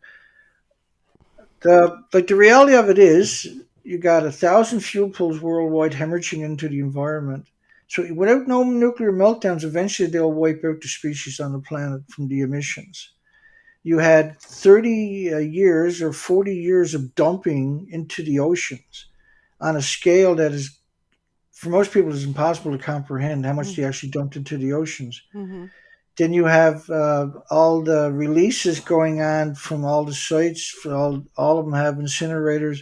All of them, all of the fuel stored in the pools are hemorrhaging into the environment. It never goes away, and you're adding to it every day. It all pulses energy at the speed of light, and it never goes away. And Mm-hmm. you're adding new plumes every day. So this is global warming. That is why we're seeing global warming. Mm-hmm. 80 years of emissions. I get And it. Yeah. Mm. yeah, global warming is real. It's 80 years of nuclear wars, decol testing, 80 years of dumping, 80 years of endless emissions from the fuel pools, 80 years of like Los Alamos National Laboratory, the Idaho National Laboratory, Santa Susana's National Laboratory in Amerika, Hanford nuclear waste sites, nuclear sites where they were producing these weapons, the Manhattan projects. China's got one, Mm-hmm. Russia's got one, Mm-hmm. India got one, Pakistan got one. All of these are doing similar stuff where they dumped it into the environment for the first 3 or 4 decades. And even now, when people weren't looking, has caught up to us, Mm-hmm. right? This has caught up to us. And we're seeing it in the species first. And this is why I study the species because it'll show up there first. Mm-hmm. It'll show up in the humans, but it's when you see the species disappearing, you are way down that rabbit hole. You are Yeah. way down there, yeah. Yeah. And that's That's. what Mm, I go out every day hoping we're going to see 1 million birds. And everybody mm, can say, "See, Dana, you were wrong." And I'll be so happy today I have that word uttered to me. That'll be a great day. yeah. But in the meantime, we got to go out and find out whether it is or not. If it's not, then I wasted a lot of money and a lot of time. If it Mm, is, thank goodness I went out there and documented it. exactly. And Yeah. that's what unfortunately I understand is if I don't get the pictures of the birds now in a few years or a decade, there won't be any birds to take a picture of. Do you And still my do you but pictures. sorry? Yeah. Go ahead. I say in 10 years, my pictures will be worth money because they'll be the last pictures of the birds on the planet. Well, that's very sad. But I That's was crazy. Yeah. that is Go. crazy. And do you have also, for example, pictures you made yourself from from before Fukushima? Or is that a weird question that you Well, I don't? showed no, I showed you pictures earlier, the pre-Fukushima, Mm-hmm. post-Fukushima pictures. Yeah, Yeah, and yeah. they came from also your own. Then you were already No, exploring, or that no, was. I wasn't. There was no. I was a diver before that, a Mm-hmm. commercial diver when I was young, Yeah, and so I dove that whole coastline. yeah, That where these pictures are from. So I'm familiar, right, with all yeah, these species. yeah. That I consider my friends. That's why I continue to be a commercial diver for so long. Was I just loved being in that alien world. That was an Mm, alien world. yeah. And I always said to myself, if the world could only see what was here. And when I remember being on a plane trip because I used to fly back and forth to the North Coast every couple of weeks.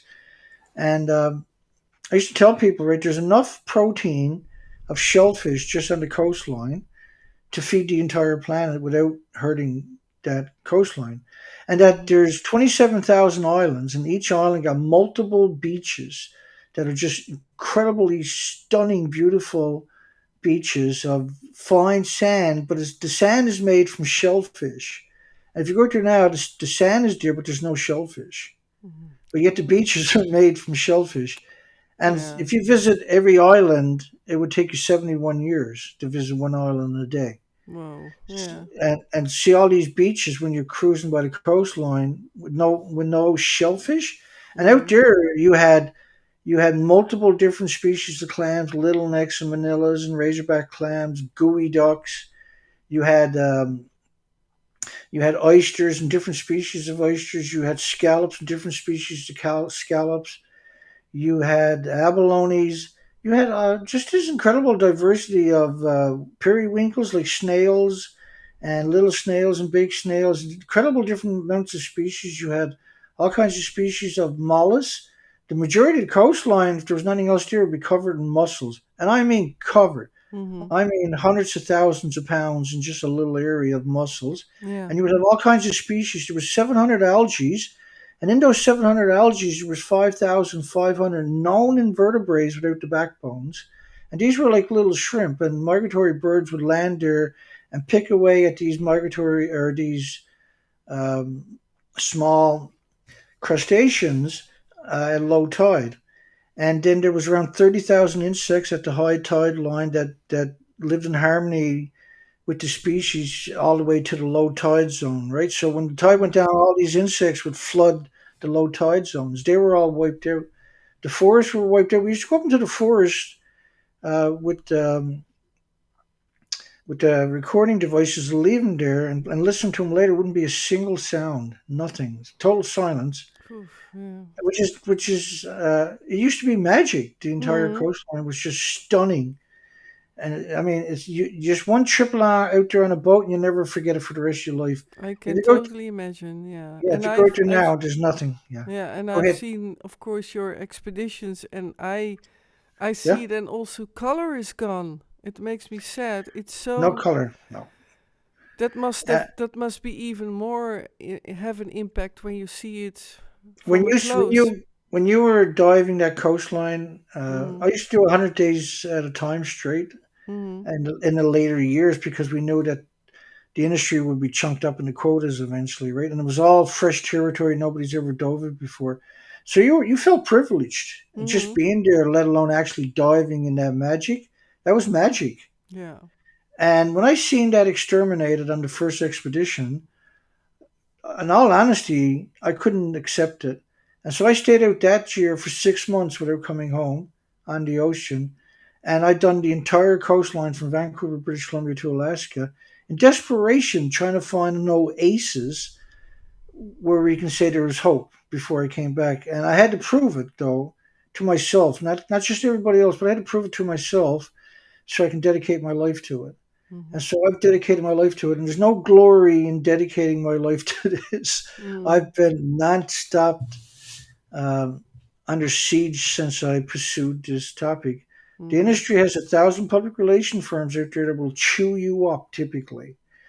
Uh, I didn't do anything wrong, so I'm not going anywhere. I got the moral high ground, so and all I'm doing, like, there's endless amount of scientists, endless amount of academics that if I was wrong could easily make a short video and just ridicule me and challenge any of my assertions and make me look stupid a long time ago. If I was if I wasn't being honest or sincere or genuine, right? And so the only thing I get by being honest, sincere, and genuine, for the most part, is attack and slander and ridicule by the industry. And first they ignore you when you do things I'm doing, then they vehemently attack you, and then they ridicule you, then they vehemently attack you, then they go silent, leave you alone, then you basically win. But this is different. This is an extinction event. So That nobody is, wins. Nobody yeah, wins, right? Yeah. exactly. And to be practical, I do feel my energy drop a bit, but there are still I do. questions. Is it okay for you then Yeah, let's get a couple more to in. We'll go to call the it a long day. What time well, is it in well your for land you as now? well. Well, it is here. It is a quarter to 11. Okay, that's great So timing. we were more than 3 hours live. Well, exactly 3 hours at the moment because we started 10 minutes later. But I have here another question from YouTube of again and Quint. I have heard you mention schizophrenia also is an effect of nuclear fallout. I Yeah. am. Oh, now it skips. I am diagnosed with schizophrenia. Could you expand on that a bit, please? Well, like Alzheimer's and dementia and autism, schizophrenia is another mental health problem that a lot of people are born with. And because the radiation when the babies are born, the radiation is so small it easily gets through the placentia and the membranes and everything else. And the lack of oxygen in your body as you're growing up, because your body is producing so much white blood cells from the radiation poisoning, leaves you susceptible. Again, I don't know the mechanics. There's 1,800 diseases that'll manifest from radiation poisoning. And again, radiation is 2 billion times more toxic than industrial poison. So it's a manifestation of being poisoned. It's not something that's going to happen when you're born, when you're older. You're not going to get typical. You might get dementia. You might get um, Alzheimer's as you get older, and we're seeing that explosion of that. But schizophrenia basically starts when you're young, and I do got studies about this, but I can't really like a lot of the diseases. So, like, there was 6 in 10 Fukushima children had diabetes when they'd done a study on it, and but the medical clinics from Tokyo said they were expecting, because that's one of the manifestations of radioactive poisoning is diabetes, and they did find a 6 in 10 Fukushima children, which is absurd, really, when you think about it. Mm. And so I wish I can give you a great answer that was easy, but you were poisoned by radiation when you were young, like a lot of them, not all of them, but the majority of them. And again, like after a nuclear accident, the first thing you're going to see about 11 months later is a whole bunch of studies are going to show up, because the data is there from newborn babies over the next 9 months. And they're going to look for conception and 9 months later to see how many babies are born with Down syndrome and autism. There's going to be a whole bunch of studies show up within 1 year of an accident to see if there's a discrepancy in autism and Down syndrome, because they know that's going to show up for sure. And then they will look for the other diseases, because there's so many other diseases you can target. So when you have a nuclear accident, you should be looking for heart problems and liver problems and lung problems and respiratory and pituitary and thyroid and adrenaline, not cancer. Cancer is late. Cancer shows up way later. Mm-hmm. So the first one you should look for is a lot of the autoimmune deficiencies and injuries and illnesses. Are we going to, you got anything else you'd like to throw out there? I think the last one, I don't, that's one I see still, but is it the subject nuclear? It's a bit, I don't know, but it is a question of Yvonne and Groot. Do you think there is a polar shift? But maybe she means that has it got to It do? does. It shifts regularly. Yeah, that is a natural thing on the planet, and the planet is acclimated to deal with it. The species, Hmm. because that's been going on long before we showed up, right? But yeah, there is pole shifts, but they're not what people are. When I first heard about it years ago, it scared the daylights out of me, right? But it's a natural event, and there is Hmm. some adverse side effects from it. But it is a natural event for the planet, and the planet is able to deal with it because it's genetically set to deal with it through hundreds of thousands of generations. We have adapted. Obviously, we wouldn't be here in the first place. Hmm. Yeah, And that's I'm just checking the comment section to see if I spelled anything myself. So again, this is our third stream, Monique. That's great. this is And our first third stream. Yeah, did you like yeah, it? this is our third one. And so there's a lot more information for the folks out there that might be interested more in this topic on Monique's site. And if you send me a link to your YouTube channel, I'll put you up on my page for the next 5 or 6 days. That's what I've done with your last video. And just see if we can get a few more people to find you that way. Oh, that's which great. is which is Yeah, better than me doing it the same as you're doing. This way, people come to you instead of going to my site. But naturally, coming through my site, it'll be linked over. So when you send me that link, then I'll stick that up, and that'll show up on my front page for anybody new to my site, or repeat or coming back to my site. exactly. But we will talk about it. Maybe we can a few minutes talk a bit after we go offline. Because you Oh, mean, sure, yeah, then we can then I can send you the link as well and yes, so on. And there's one I did see one thing that is maybe. Oh, I see here Tineke Jesse. When is Dana coming back? She's a fan. yeah. Well, if Monique wants to do the another show, it won't be a problem. She knows how to get hold of me.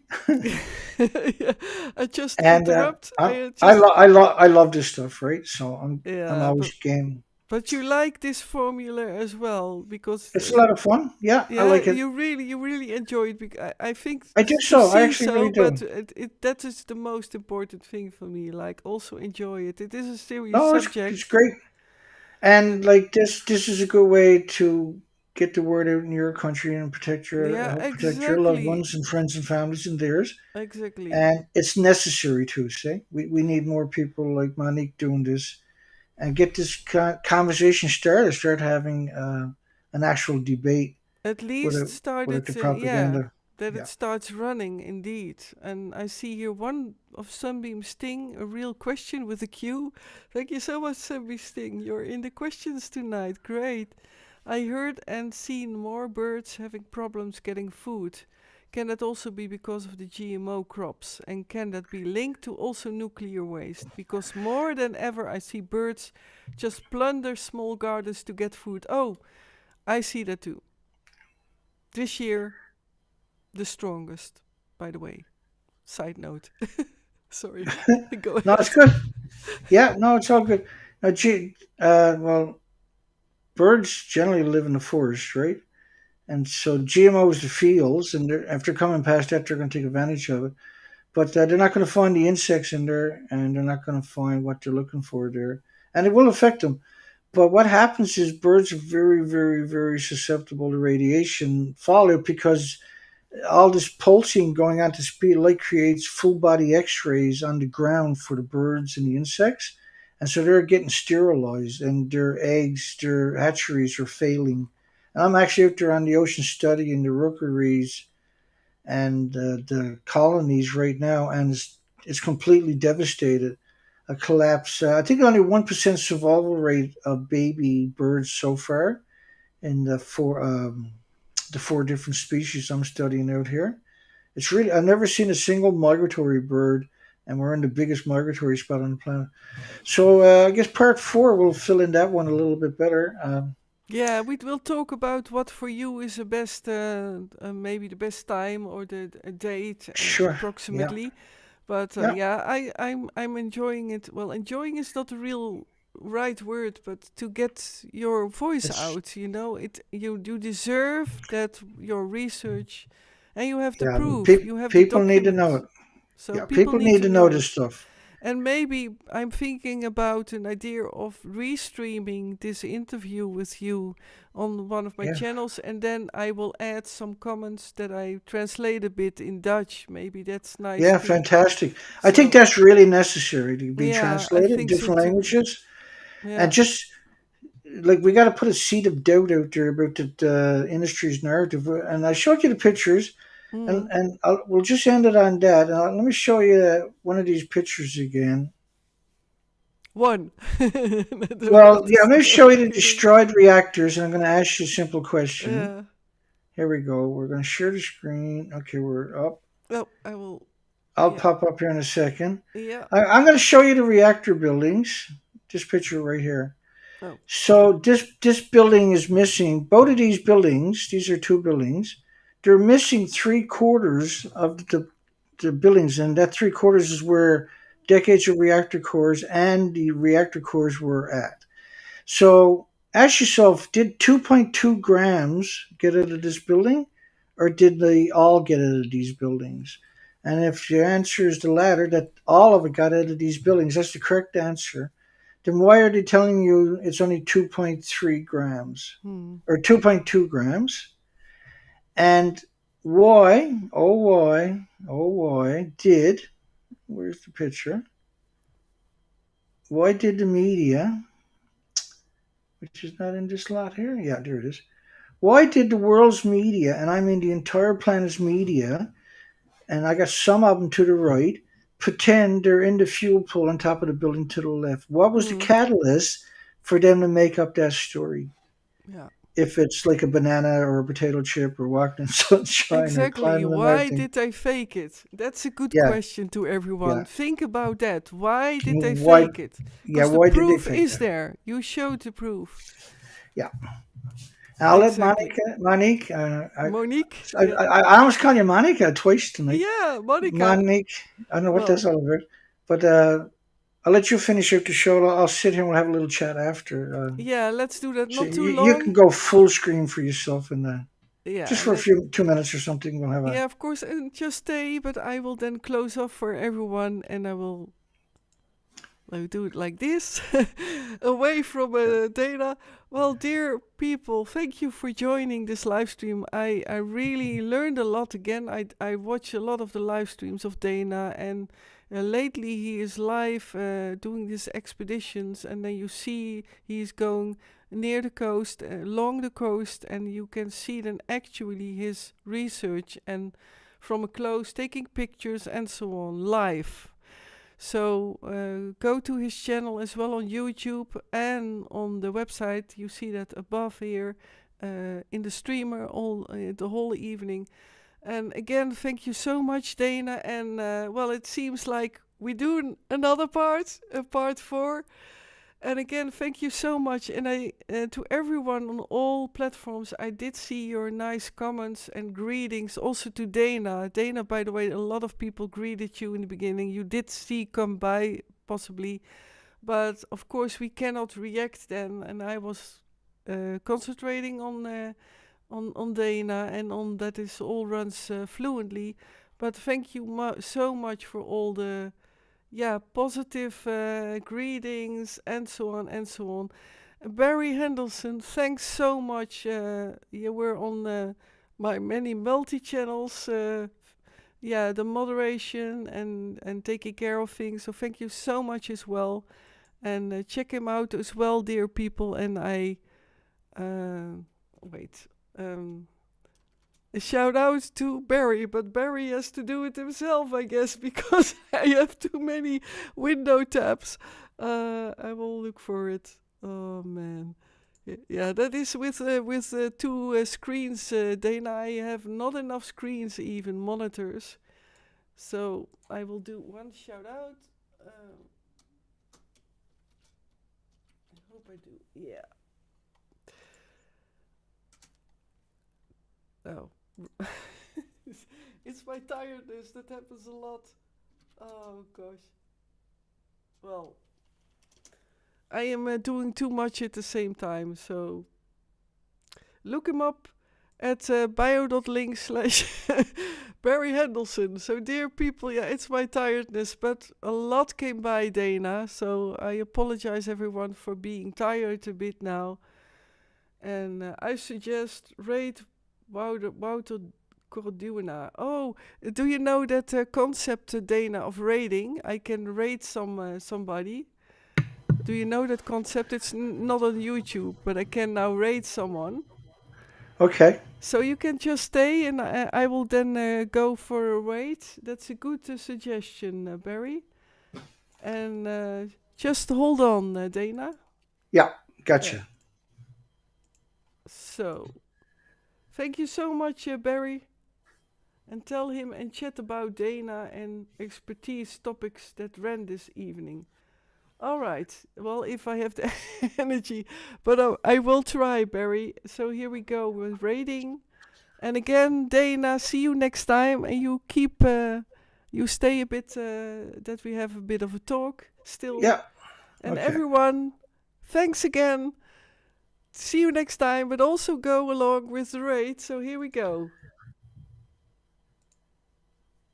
Bye bye, everyone. Okay.